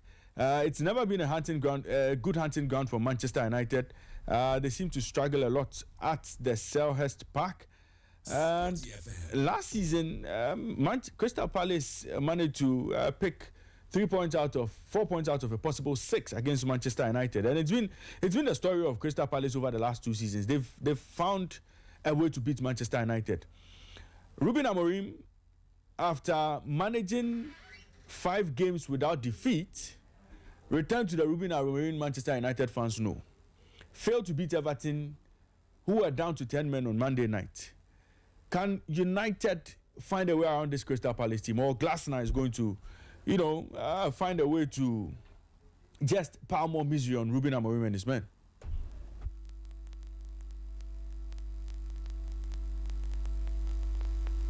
Michael, I think you are muted. Oh, sorry about that. One thing from the Crystal Palace team I watched last night against Strasbourg in the Conference League was that after the 50th, 55th minute, Oliver Glasner was starting to withdraw some of his key players to rest them for the Manchester United game. And it means a lot to him because he would need Mateta, he would need Ismail Assar, and all the other players, Jeremy Pino, to be fit and ready for this encounter. Manchester United have returned to the old habits of choosing to show up when they feel is right and then not showing up when you expect them. In the last game they played, I clearly saw that it was not a United team that were in the right place in terms of their mentality or mindset. What kind of mentality or mindset would they bring into this game? 2, availability of certain players. I don't think United will survive this game if they go with the lineup they did in the last game they played. Joshua Zexi will not survive. Maguire was withdrawn in the game against Strasbourg because of matches like this, the Manchester United match. What I see is that Palace are fresh. United have had enough time to rest. But I think Palace are the team playing very well. And they are the kind of teams that pose problems to Manchester United. Adam Wharton is playing his best brand of football. Jeremy Pino has really made Crystal Palace not to miss Eberechi that much. Jean-Philippe Mateta seems to enjoy duels against defenders like the ones Manchester United have. What will be key for United is the availability of personnel. Šeško looks to be ready. The only player on the injury table is Matheus Cunha, who is out of this game for health reasons. Amorim should not play Amad Diallo as one of the double number 10 again. It should make the boy enjoy the partnership that is flourishing between himself and Mbeumo at the right flank. Mesiman looks like an option that can do a job in the game of this magnitude due to his work rate off the ball and also what he contributes off the ball. I think it is a fair game for every side. It is about a team that works harder, the team that applies themselves very well, and the team that has the better approach to this match from the tactical point of view. And I see it more in Crystal Palace than Manchester United. This will be one of those games where Palace at their worst will be able to pick a point against Manchester United, considering the fact that they are playing at the Selhurst Park and they know how to win games at that venue than any other team they face. Well, promises to be an exciting game at Selhurst Park. Big game in the English Premier League this weekend would feature Chelsea and Arsenal. Chelsea will welcome Arsenal to Stamford Bridge. Last 5 meetings between both teams in all competitions, we've seen Arsenal win 3 of those games. Chelsea have drawn 2 of those games. Chelsea are winners in their last 5 against Arsenal. And the last 2 home games saw Chelsea play out a 2-2 draw and a 1-1 draw game with Arsenal. Arsenal look like the team in form, and they are currently the league leaders. They have a 6-point lead over closest challengers Chelsea in the English Premier League. Promises to be a big game. Kelvin also has joined me in the studio. Kelvin, morning to you. Good morning. Great. Raymond. Good to have you. Good to have you. Thanks. Right. Let's talk about this game quickly. Chelsea, Arsenal. Chelsea, after beating Barcelona in midweek, are very high on confidence. Arsenal, on the other hand, after defeating one of Europe's most informed teams, definitely have momentum with them. 16 games unbeaten in all competitions. Do you see Arsenal faltering in this game? Well, it's not going to be easy. Even if they are going to falter, it's not going to be as easy as you may perceive it. But if you look at the two teams, clearly Chelsea has seen a better run of form than Arsenal, because Arsenal drew against Sunderland before the international window, but Chelsea have kept that, run, of wins, and especially beating FC Barcelona, stifling a player like Robert Lewandowski and then Lamine Yamal gives lots of confidence to, Chelsea, especially with their defensive play. And that is where many, even against Barcelona, I was thinking about that part of Chelsea's game, if they were going to be able to stand up to that attacking prowess that will come from Barcelona. But they did that brilliantly, without conceding. Now, another aspect to the Chelsea game is their midfield. Caicedo has been excellent. He's been brilliant. I think that maybe people have been mentioning Declan Rice overshadowing what Moises Caicedo has been doing, but I think he's been one of the best players in the Premier League this season, Not far-fetched. He does almost, everything that you would expect from a DM. He may not be at the levels of, some top-level DMs we've seen in the Premier League, but I think he's gradually getting there to become Chelsea's, fulcrum. He's the one that Chelsea's team revolves around, which I believe so. Now, coming into this game, Arsenal are also coming from that victory against FC Bayern Munich, a side who have tormented them, for quite a very long time. It got to a point they could record 10-2 aggregate scorelines against Bayern. But at the Emirates, it was quite a different ball game altogether. This kind of strength, the kind of aggression, the kind of, manning up they had to do against, a Bayern team, which psychologically years ago, Arsenal wouldn't have been at that level. Now, what actually also inspires them ahead of this game is their dominance over Chelsea, or the less dominant over Chelsea in these fixtures. Remember those days? If you see Didier Drogba, the man on the Sporty TV screen now who is being highlighted with my Ecclesian, it would have been a foregone conclusion. As I think I will tell you, I wake up with nightmares of Didier Drogba before every Chelsea game. But you ask yourself, is anyone in Chelsea like that again?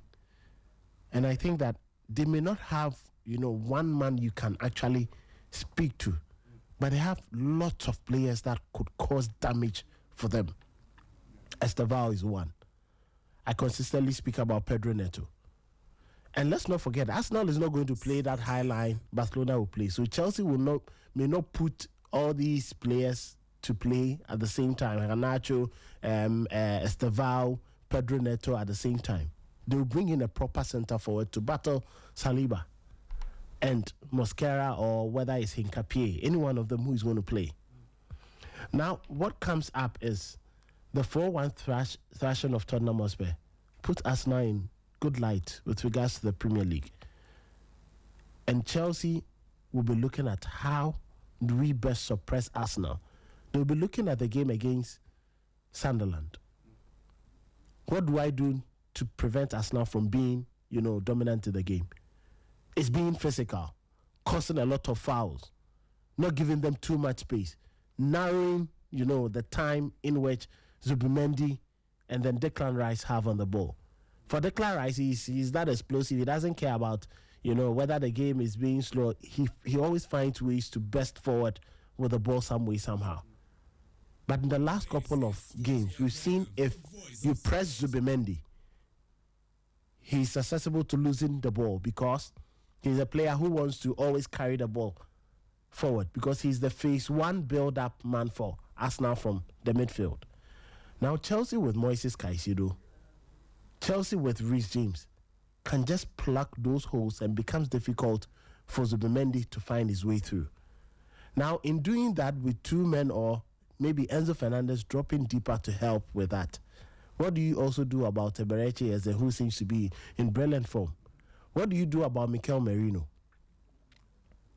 Merino is different, a bit different from Lewandowski because he's a midfielder who is adapting to a central attacking, role. He's going to draw these defenders. And if he draws these defenders, Bukayo Saka would now have the option. Is he going to have a good laugh over Kukurea, which I think is going to be quite difficult? That player is not a player you can have a field day against. And he showed it clearly in the last couple of games, that big games that he's played, that you won't get it easy. For me, at the Stamford Bridge, Chelsea are stronger. But looking at Arsenal and knowing that they are 6 points away from Chelsea, and a win against Chelsea will take them 9 points away from a team that is clearly showing promise of the only side now that can battle them for the title, would be going in with at least the notion of, if I even draw the game, I still have 6 points different. Maybe the others would play and then they catch up at a point, but it won't be a minimum of maybe 5. Yeah. And I think I will be good with that because I still want to win the league. And if Chelsea are 5 points away, or do I say I'm still 6 points away, and then my next competitor is, 5 points away, I am cool with that because the other competitors have showed clearly that they cannot remain consistent. And that is talking about Sunderland, talking about Manchester City, talking about the rest. This game is going to be tough. It's going to be tight. Maybe my Arsenal leanings may tell me that Arsenal could be going for this. But it's going to be a tough game. I see a scoring draw from this particular game. Right. Michael, let me pick your thoughts on this one. And that Chelsea team, do they have weaknesses? And if they do, how can Mikel Arteta and his men take advantage of the weaknesses in that team? And same would go for Arsenal. If Chelsea have to find a way around Arsenal, like they did against Barcelona, what are the apparent lapses in that Arsenal team that they can exploit? Sporty FM. Well, I think in the Chelsea case, there's a Chelsea team that Enzo Maresca, in the Premier League matches he's played in, has not started the same centre backs in consistent games. He's been changing, meaning he's still trying to find the lasting solution to the absence of Levi Colwill, a left-footed centre back who is very good in terms of the build-up, because with coaches like Maresca, build-up is a very important part of their game. Without it, it affects their rhythm and everything. I watched Chelsea in the game against Barcelona, and Maresca decided to go with Trevor Chalobah and Wesley Fofana. Trevor Chalobah was used as a left centre back. And one thing Maresca did to help him was that he knew he could be a press trigger. When I say that, I mean that anytime he gets the ball, Barcelona will see that he's the weakest among the defensive options in terms of his passing. So they will target him and press high. And the outlet Maresca offered Trevor Chalobah was returning the ball most times to Robert Sanchez so that he sends the ball long. That looked like a weakness for Chelsea, but it was also a trap to bait Barcelona so that the moment they press high, Chelsea would have spaces to run into. And that explained the reason he decided to play without an established number 9, so that they will have a very fluid attacking lineup who will just roam across the pitch. And that caused problems for Barcelona. So yes, Chelsea do have weakness, per the question you asked. But Maresca is smart enough to turn the weaknesses of his team into traps for opponents so that he can also capitalize on that. And that would definitely be something he does. He will try to use the weaknesses in his team to turn into an advantage for his side. And if it works, it could be dangerous for the opponent, which is Arsenal. If it does not work, Chelsea will be left looking stupid that they tried something that looks genius on paper, but in reality looks daft. And that explains how things work. But aside the central defensive issues, there is also the weakness in the Chelsea team that speaks to the attack. They've been getting goals from Pedro Neto, Estevao. Jamie Bino Gittins has not really hit the ground running in terms of scoring, but there's been Garnacho. The goal distribution is evenly spread, but I still think there's not been many goals from Chelsea's established number 9s. And this is a position where a lot lambasted Nicholas Jackson for not getting goals. But Jackson was giving you double figures, which was very much appreciable, leading the charge as Chelsea's number 9 or center forward.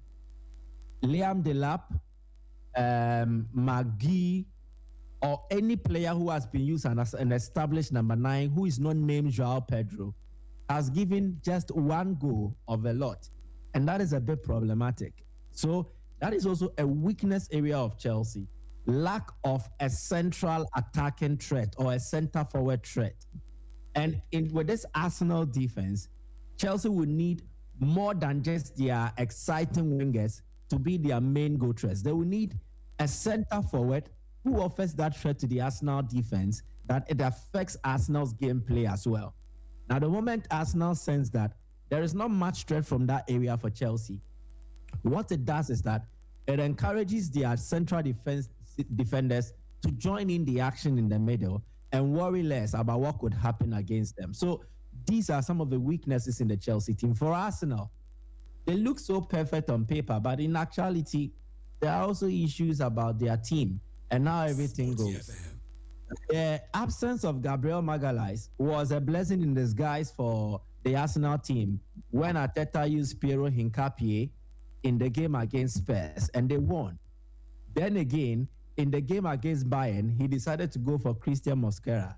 It tells of the fact that Arsenal have a deep squad, and Arteta knows how to use them. But I want to draw us back and remind ourselves of the fact that Arteta has also been one of the coaches who has been faulted a lot for overthinking and getting a selection wrong for big games.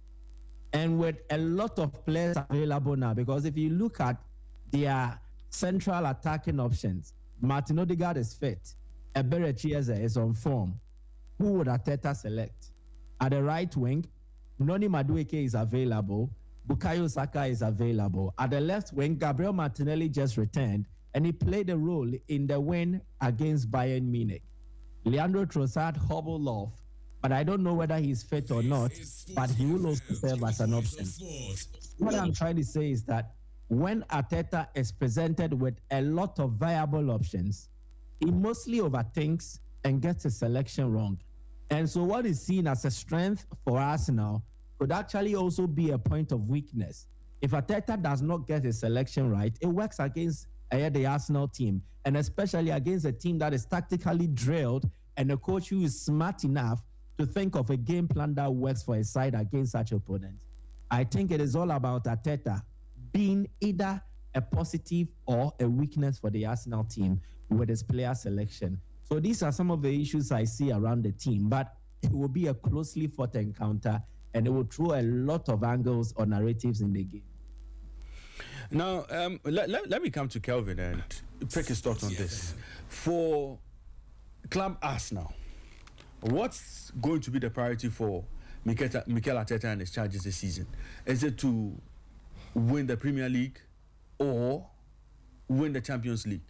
If Arsenal have to choose between both trophies, which one will Arsenal prioritize? Well, I think it's all about which one seems more, reachable. But I think that for the Arsenal team, they'll still be thinking the trophy that people laugh at us with is European club competitions, Champions League, Europa League, whatever trophy. So if they have the confidence, if they are capable of getting, that trophy, it would keep a number of things shut. Because when you win, one thing about it is, upon Chelsea's poor form last season, or do I say disappointing turn of forms in the last 2 years, once they won the Conference League, was it a Conference League? Yes. Once they got the Conference League, and then they managed to win the Club World Cup. What is it now? The best in across what? Well, because they are the only side to have won every single trophy. Now people will be thinking about, when you laugh at Arsenal that they don't have they haven't won a Premier League in so many years. They will tell you they have 13. The only clubs who are better than them, Manchester United and then Liverpool. But when you talk about Champions League, they are always battered. Or talking about European Cups. Even when Tottenham won the Europa League last season, it was quite difficult for Arsenal fans. I think Mikel Arteta will be willing. If he can win the two, fine. But I think deep down inside, Arsenal fans, if they get the Champions League and then they lose the Premier League title, I don't think they would have worries. But one thing that would also be lacking is, Arsenal is consistently bottling the Premier League. They get to the top and then they fail again. But when you win the Champions League, imagine if Arsenal had won the Champions League last season. Would anybody have spoken about them bottling the league? I'm not sure. Yeah. They would have said that, they had a realistic chance of winning the Champions League, so they put all their energies into that. Which we all know that football, it's not like that. They play every game looking at getting all the trophies involved.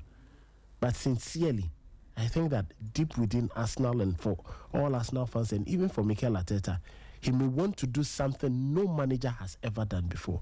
That is winning the UEFA Champions League.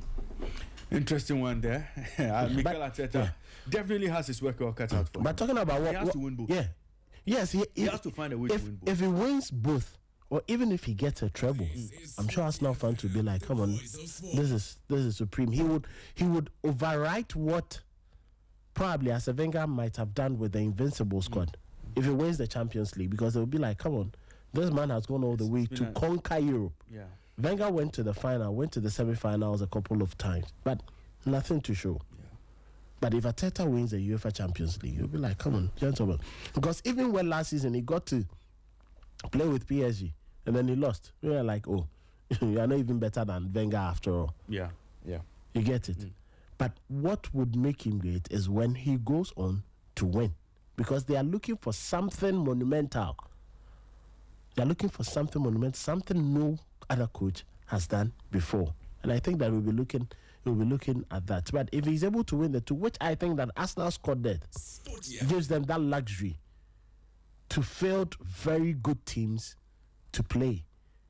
Now we saw Carl, the 70-year-old FC Bayern Munich player playing. He's been playing. Yes, I think Arsenal, if all these, when Michael spoke about the attacking players, if all these attacking players are not even available, you know that you have Ethan Wanyeri, who has Premier League experience, and Max Doman, who has showed glimpses of quality, and he can play.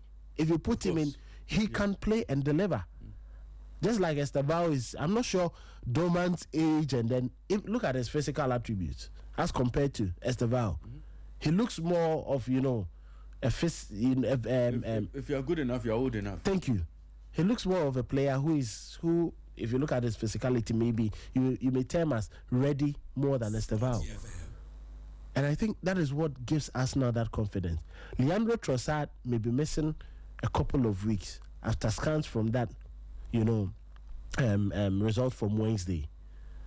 But if Odegaard makes a return, it means that now Arsenal can have another luxury of now pushing Eze to the left-hand side, play Odegaard through the middle, put Bukayo Saka still on his right, and in the second half, they know that they can take both Eze and then Saka off, and then bring on Madueke and then Martinelli, or possibly take Odegaard and Saka off, push Eze to a central attacking line, and then put Madueke and then Martinelli on the flanks. Lots of options for very good. Those are the options. And even in defense, they still have it, which I think if Arteta has no excuse, virtually no excuse, to not to deliver a trophy this season, because he said at the end of 5 years, Arsenal should be ready to win a trophy, which last season they were closer to it in the Champions League. The league went way off. But this season, the signs are clear. They're in pole position. They're in pole position. Beat Chelsea, go 9 points. And you know that the other teams are inconsistent. Michael was talking about how maybe Pep Guardiola's team, Leeds may even they may not have that firepower. But you never know how inconsistent City have been. It looks like if you pluck or if you decide to clip the wings of Erling Haaland, it becomes difficult for them to have anything, positive from their games.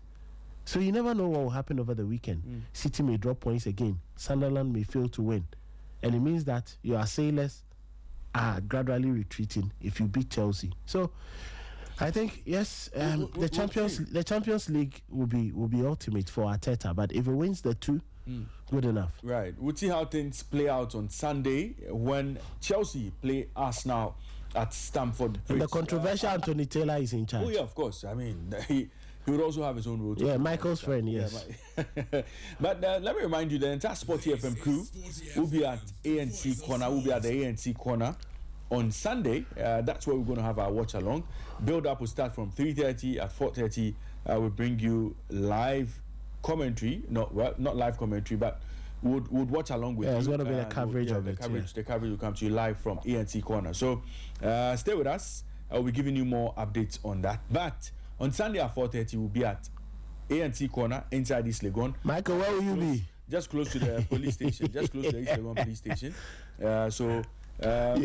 Muted. Michael, will you be joining us? I'll be at the Baba.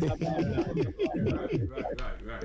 Yeah, you'll be doing other stuff there. But that game should be an exciting one. Just join the entire Sporty FM crew at ANC Corner, just close to the East Legon police station. Let's have fun. There's going to be a lot of food to eat, a lot to drink as well. So there's 957 Dark River and lots of nice places you can go to inside the ANC Corner. So let's see you there on Sunday at 4:30. So I'm told All Sporty will start at 2 p.m. All Sporty will start at 2 p.m. and All Sporty will be coming to you live from ANC Corner.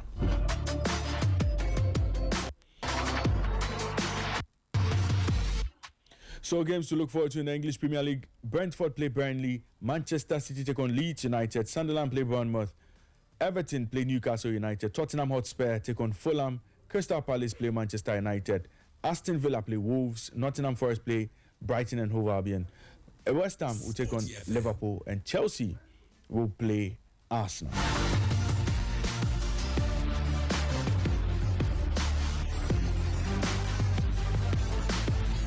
Let's quickly go to Spain. Match day 14 of the Spanish La Liga season. Getafe will play Elche. Mallorca play Osasuna. Barcelona play Alaves. Levante will play Atletico Bilbao. Atletico Madrid play Oviedo. Real Sociedad play Villarreal. Sevilla play Betis. Celta Vigo play Espanyol. Girona take on Real Madrid. Rayo Vallecano take on Valencia. And the games that you should look forward to this weekend. The Vallecano-Valencia game would be on Monday night. But there's Girona, Real Madrid, Barcelona, Alaves coming up this weekend. Michael, both teams had mixed fortunes in the Champions League. What should we expect from both teams in this game? It's just 1 point between Real Madrid at the summit of the La Liga table and Barcelona in second place.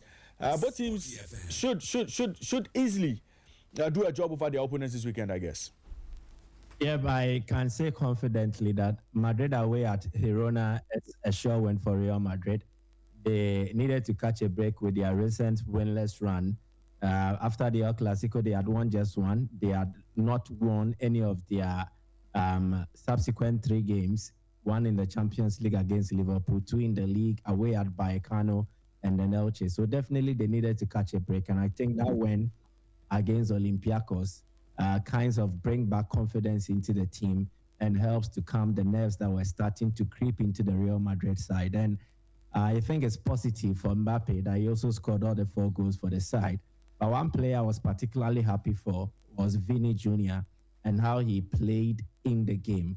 And I want to use this opportunity to say this. I think if Vini Jr.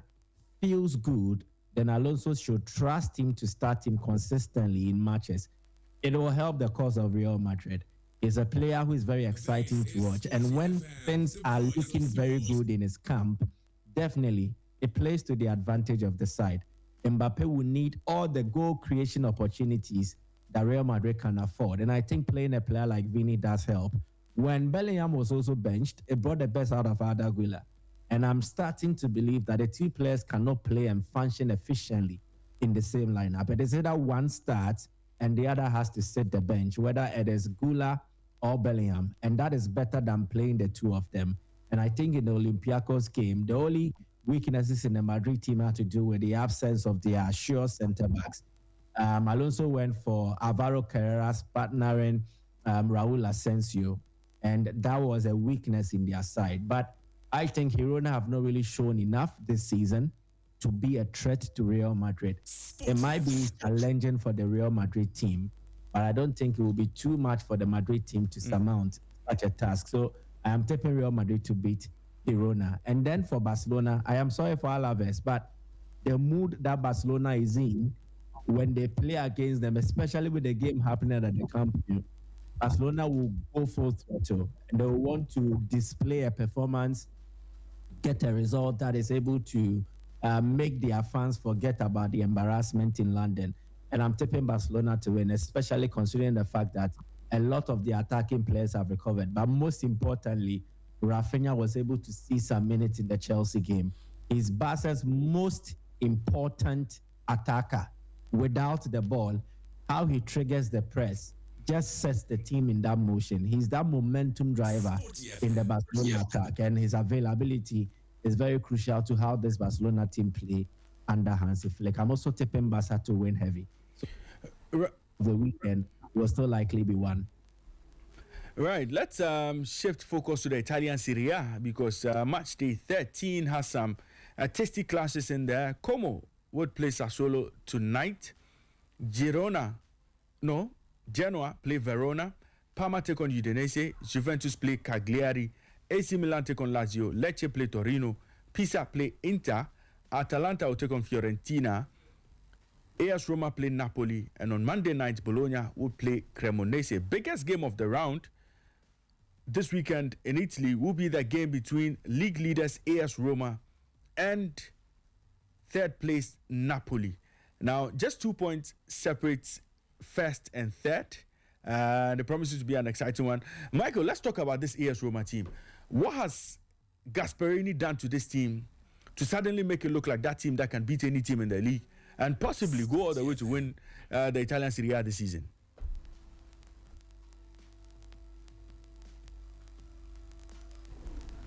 Hello, Michael. I think you are muted. Okay, so 2 things. Gasperini inherited a squad that were of a certain mindset that was very positive, and I think all the work was done by Claudio Ranieri. Roma finished last season on a high. They did very, very well, and it gave the players a good mood. And then again, the transitioning from Ranieri to Gasperini was smooth. In fact, Ranieri played a crucial part in convincing Gasperini to join the project. And so the players believe it is a continuation from where they left things off last season under Gasperini, and not entirely a change. And they've responded very positively. And again, the second one will be, it is just Gianpiero Gasperini and his transformational skills. He did same at Atlanta. He transformed them from a middle table team or a team that occasionally flirted with relegation into a team that were consistently making it in Europe, whether it was in the Europa League or the Champions League. He brought some consistency into the team. Then again, he has the Midas touch where he's able to have a positive impact on the performance of individual players. And we've seen all these things play out in the AS Roma team. But I also think one thing that is working for them was their recruitment, the players they added to their fold, and how it has been able to transform the AS Roma team. These are young players, but eager to prove a point with a lot of potential in them. Ivan Ferguson, due to his exploits at Brighton, shows that he's a young talent. He needed that environment that will allow him to take the next step regarding his growth. And it looks like it is paying off because Gasperini is noted for doing such with a lot of players. The latest case in reference was Ademola Lookman, a player whose career seemed to have had nosedived until he encountered Gasperini. He was able to polish his game, enhance his performance to the extent that eventually he was named African Player of the Year, and then was named the MVP in the Europa League final, where he scored a hat-trick when Atlanta beat Bayer Leverkusen. So you look through the Roma team, and they have that. Baldanzi is excelling. Matthias Sula is excelling. All the players in the AS Roma team seem to have improved due to the coaching of Gianpiero Gasperini. And I think that is where they are. But again, the asterisks on the body of work of Gasperini is that it will be so exciting, but it will be disappointing in the end. That is when they can't deliver the ultimate. So yes, Roma is atop the Serie A table, but can they win it? I don't think they can, for Gasperini reasons and also for other reasons. But in the game against Napoli, it is going to be exciting. Conte mostly struggles against teams that are coached by the likes of Gasperini, Vincenzo Italiano. He struggles against such coaches because these are coaches who are very adventurous. They try variations of their games, and Conte struggles to adapt. He basically does not have a plan B. So it will be a difficult game for Napoli. And I think, yes, if Roma loses this match, it will be a surprising result, in my opinion.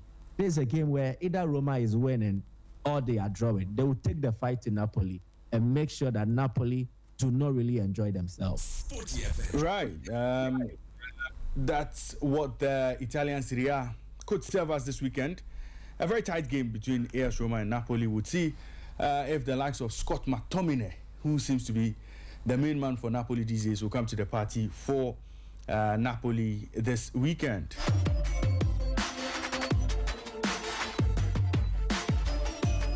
Let me quickly take you through the games to look forward to in France. French League 1. Metz will play Rennes tonight. Monaco play PSG in one of the biggest games of the round. Paris FC will take on Auxerre. Olympique Marseille take on Toulouse. Strasbourg will play Brest. Angers take on Lens. Le Havre will play Lille. Lorient play Nice. And Lyon will take on Nantes. And the games to look forward to in France this weekend. It's match day 14 in France.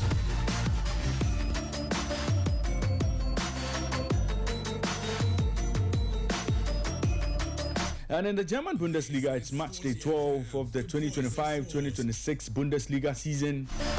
Tonight, Borussia Mönchengladbach play RB Leipzig. Bayern Munich take on St. Pauli. Werder Bremen play FC Cologne. Union Berlin take on Heidenheim. Hoffenheim will play Augsburg. Bayer Leverkusen take on Dortmund this weekend. Hamburg SV will take on Stuttgart. Eintracht Frankfurt take on Wolfsburg. And Freiburg will play Mainz this weekend. Some big games to look forward to in there. Bayer Leverkusen, Dortmund obviously would save us lots of goals, I want to believe. So these are the games to look forward to across the top flight leagues in Europe. But Kelvin, let's quickly talk about the under-17. So competition came to an end yesterday. I know you were there with the team when the competition started. You got a chance to watch some of these teams. Yesterday, Portugal made sure they took advantage of their chance. The young man Anísio Cabral was the star boy in that game. He managed to get that crucial goal for Portugal as they defeated Austria by a 1-0, and in Portugal their first ever under-17 trophy at the Khalifa International Stadium in Al Rayyan yesterday. Kelvin, take us through what happened in there, and how Portugal managed to secure that all-important victory. Well, I think it was quite exciting to see, the progress of teams, and the expanded edition, 48, nations and 10 African nations. Eventually, we had 9 progressing out of the group stage. It was quite interesting. Unfortunately for them, some had to face one another in the round of 32, round of 16, and then they eliminated themselves. Quarterfinal, eventually, we lost all the African teams, and the semi-final had to fall to Brazil, Italy, Austria, and then Portugal. And then Portugal and Austria eventually making the final. Many are quite surprised about the Austrian team. How is it that they were able to get to this level? How did they put together such a very brilliant team that, could match the rest of the world, especially, the co-Europeans 2-2, and it was great to see. And the man who's been handling them, Herman Stadler, was just a delight to talk to. I think one of their games after they won one of their group games, and it was just like, these guys are there to enjoy themselves, so they should just enjoy themselves. We only guide them against what we don't want them to do. So it's not what they want the boys to do, it's what they don't want the boys to do. Right. You get it? So it's more like freedom for them. But I think it was at variance with what most of the African nations were teaching, because at this level they think that, yes, go and win. Even though it is the bridge from being juvenile to being a competitor, that gap between just playing throughout to winning. Portugal showed excellence throughout the tournament. And remember, I don't know, but when I visited our cast, I made mention of it that if there is any favorite for me, many were talking about Brazil. I told them that if there was a favorite, it was going to be Portugal. And I believe that Portugal were going to be eventual winners of the competition. And Portugal took out Brazil. Exactly. Because they had a very solid team, well rehearsed, well coerced, and you could see that they were ready, for this tournament. And the talent there was just unimaginable. You could just look at the players and you're like, come on, this is a very quality team. And talking about Anísio Cabral, very excellent forward, brilliant player. And you could just see every single time that he touched the ball. And you look at the goal, it was just and I won't be surprised if he goes to the World Cup. I won't be surprised if Portugal take him to the World Cup. Well, to be on the bench. It will be early days yet. It will be early days yet for him. Portugal have loads and loads of players that they will be looking forward to, and I'm not sure they will be thinking about that. He won't even get closer. So, but I think he's one for the future because they will be looking at how they are going to make him get better. Because if you have a player scoring easily, scoring fluidly like an issue, what do? You keep a focus on him. You keep tight, close eyes on him. Because this is a Portugal team that for quite some time now, over the years, they've always hinged on Cristiano Ronaldo to be the lead marksman for them, even though he plays from the left-hand side or the right-hand side of attack. The likes of Nani, the likes of Del, even now that they have Gonzalo Ramos, all these players have failed to give them goals. Like, do I say consistent and reliable goals? So having Anísio Cabral is good for them. Credit to the Austrian team. In as much as Portugal managed to win the trophy, I think that they were just brilliant throughout the campaign, and it was wonderful to see. I think the overarching aim of the tournament was definitely achieved. Players at this level playing an environment where they feel comfortable, and to look at progression on from here. Hopefully next week, I'm trying to plan something with the technical group for FIFA, to have a number of them, including Faisal Chipsa, for us to have just a separate show which concentrates on just the overview of the Under-17 World Cup. Right. So competition came to an end in Qatar yesterday. Portugal are champions at the Under-17 level. So it's Portugal Under-17, Morocco Under-20, and the FIFA World Cup is next. We'll see who wins the men's senior competition.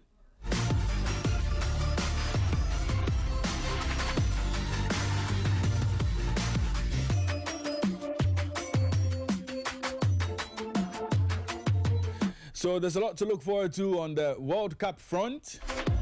There's women's World Cup also in the offing.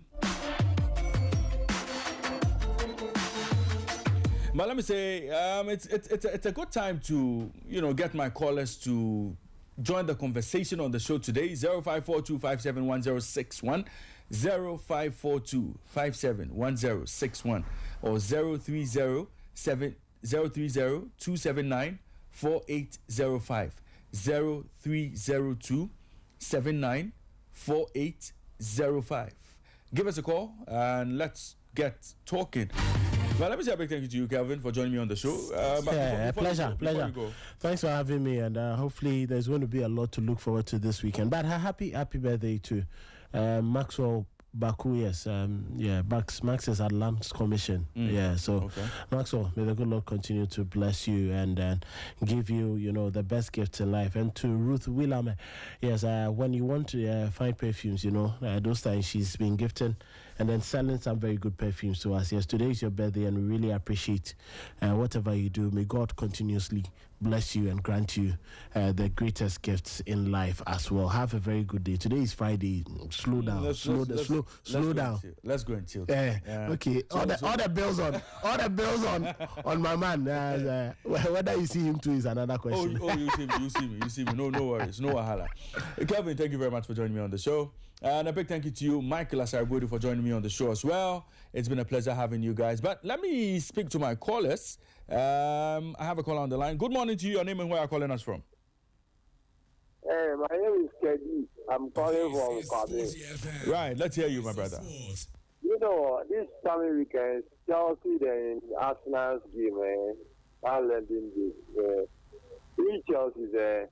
They are the kings on when we talk of in terms of big games. So Arsenal, if they think that they are good, they are doing whatever, they should watch out this Sunday and Stamford Bridge. Right. Thank you very much for joining us on the show. Keep your calls coming, 0542-571061 or 0302-794805. You can tell me what you think about the game coming up this weekend, Chelsea versus Arsenal. It's first versus second in the English Premier League. Good morning to you. Your name and where are you calling us from? My guy, this is Gamel. Hey, Gamel, how you doing?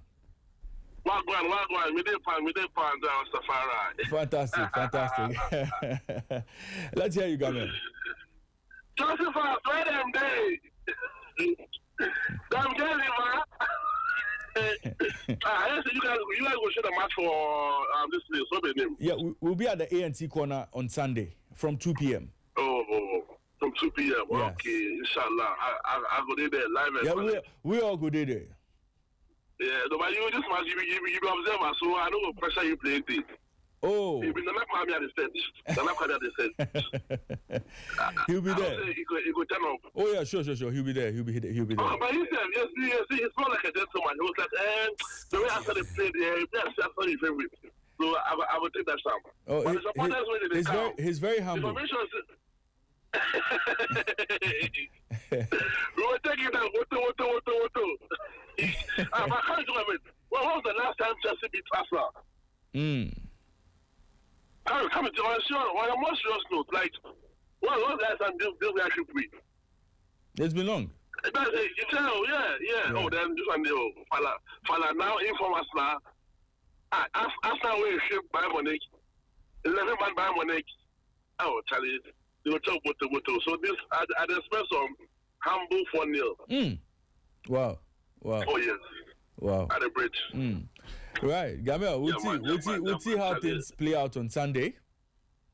Inshallah. I wish your team the very best of luck. Oh, thank you. I receive it. Okay. Right. And you can join the conversation. Share your thoughts with us. Tell us what you think about the game coming up this weekend. If you want to talk about Real Madrid or Barcelona, you are free to do so. 054257 1061. Hello, your name and where you are calling us from? Good morning. This is Tony. Hello, can you hear me? Yeah, I can hear you. Let's hear you speak. Yeah. All right. Thank you. This is Tony. It's been a while that I've contribute on this show. Yeah, welcome back. Thank you. Last year I called you. I was in North. And Okay. I was saying, Barcelona, we are going to win Champions League. I really didn't. What happened, whatever happened, it happened. Mm-hmm. See, Chelsea, they've not seen anything yet. Chelsea. How many goals did they score against us? 3, right? Mm-hmm. Okay. What it means is that they are going to lose Arsenal. Their next match they will lose. So 9 points is at stake. These 3 goals that they score against us is against 9 points. They should bear it in mind. See, there is no way Chelsea is going to score Arsenal. No way. Their next match I don't know. But for sure, we the Barcelona fans, we say Chelsea, they sacrifice 3 goals for 9 points. Thank you very much. Thank you very much for joining us on the show. Hey, Charlie, now this man doesn't concern Barca fans. Well, good morning to you. Your name and where you're calling us from?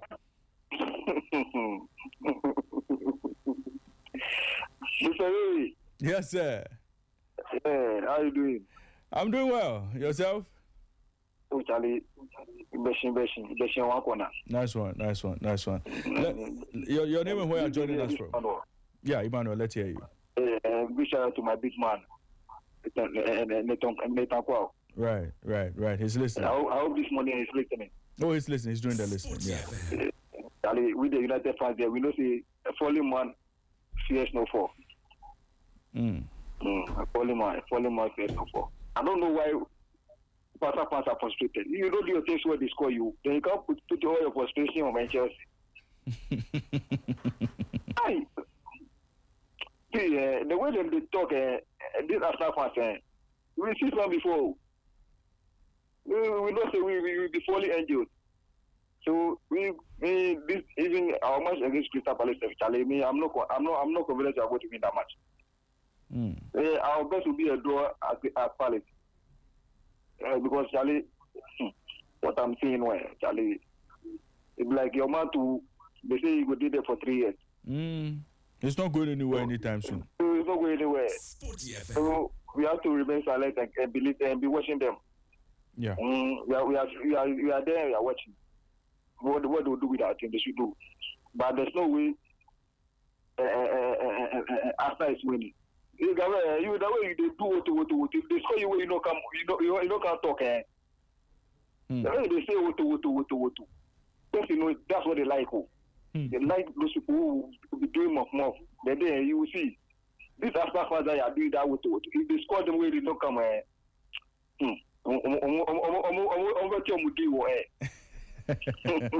Right. Have a good morning. Have a good morning to you, Mano. Thanks for joining us on the show.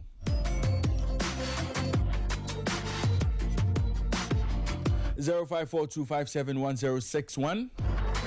There's Ghana Premier League action to look forward to this weekend. Kumasi Asante Kotoko will be playing against Midiama in the weekend's biggest game. Good morning to you. Your name and where are you calling us from? Mr. Ray, good morning. Good morning, sir. From KG. Right. Let's hear you. Yeah, Mr. Ray. You see, this weekend's game against us, there are some people they will dealt with them. So whatever they will be saying there, or whatever they are saying, see, I need me at all. Only if it's in the Namesha, no corner Namesha. So from the initial, what you are saying, I do. But we are looking to the present. See, it's a very, very tough game. Mikel Arteta has turned himself into a stubborn coach. He doesn't want to be beaten by the big team. But you see, we've hit a turning point as a Chelsea team. And trust me, Sunday is different. The spirit that we are coming with is different. See, Sunday, you don't know what it means. It's just the Tiflo. If we are allowed to do a Tiflo, it's just the Tiflo that we used to beat us. Come in now. When I know what Barcelona, come in now. Kings of clubs say, let me just borrow coaching. Okay.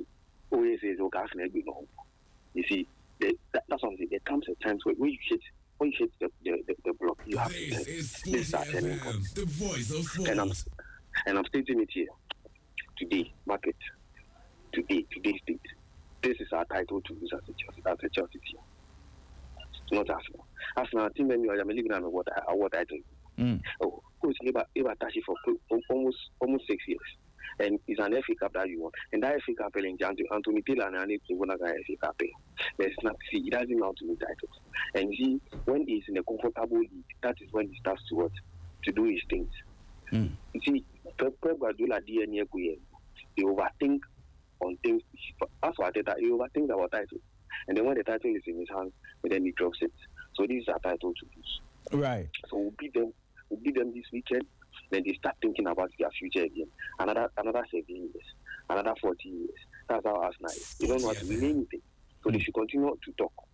We'll see them on Sunday. We'll meet guys on the right on the AFC more. Right. Thank you very much. Thank you very much for sharing your thoughts with us on the show this morning. And this all time will allow us on today's edition of Sporty Breakfast. Let me remind you once again that the game between Chelsea and Arsenal, we would be at the A&T corner close to the East Legon police station. So do join us there. Build-up starts at 2 p.m. So all Sporty starts at 2 p.m. We'll be coming to you live from A&T corner inside East Legon. Let me say a big thank you to the entire production team. Immortally Jacquet Champo, Abigail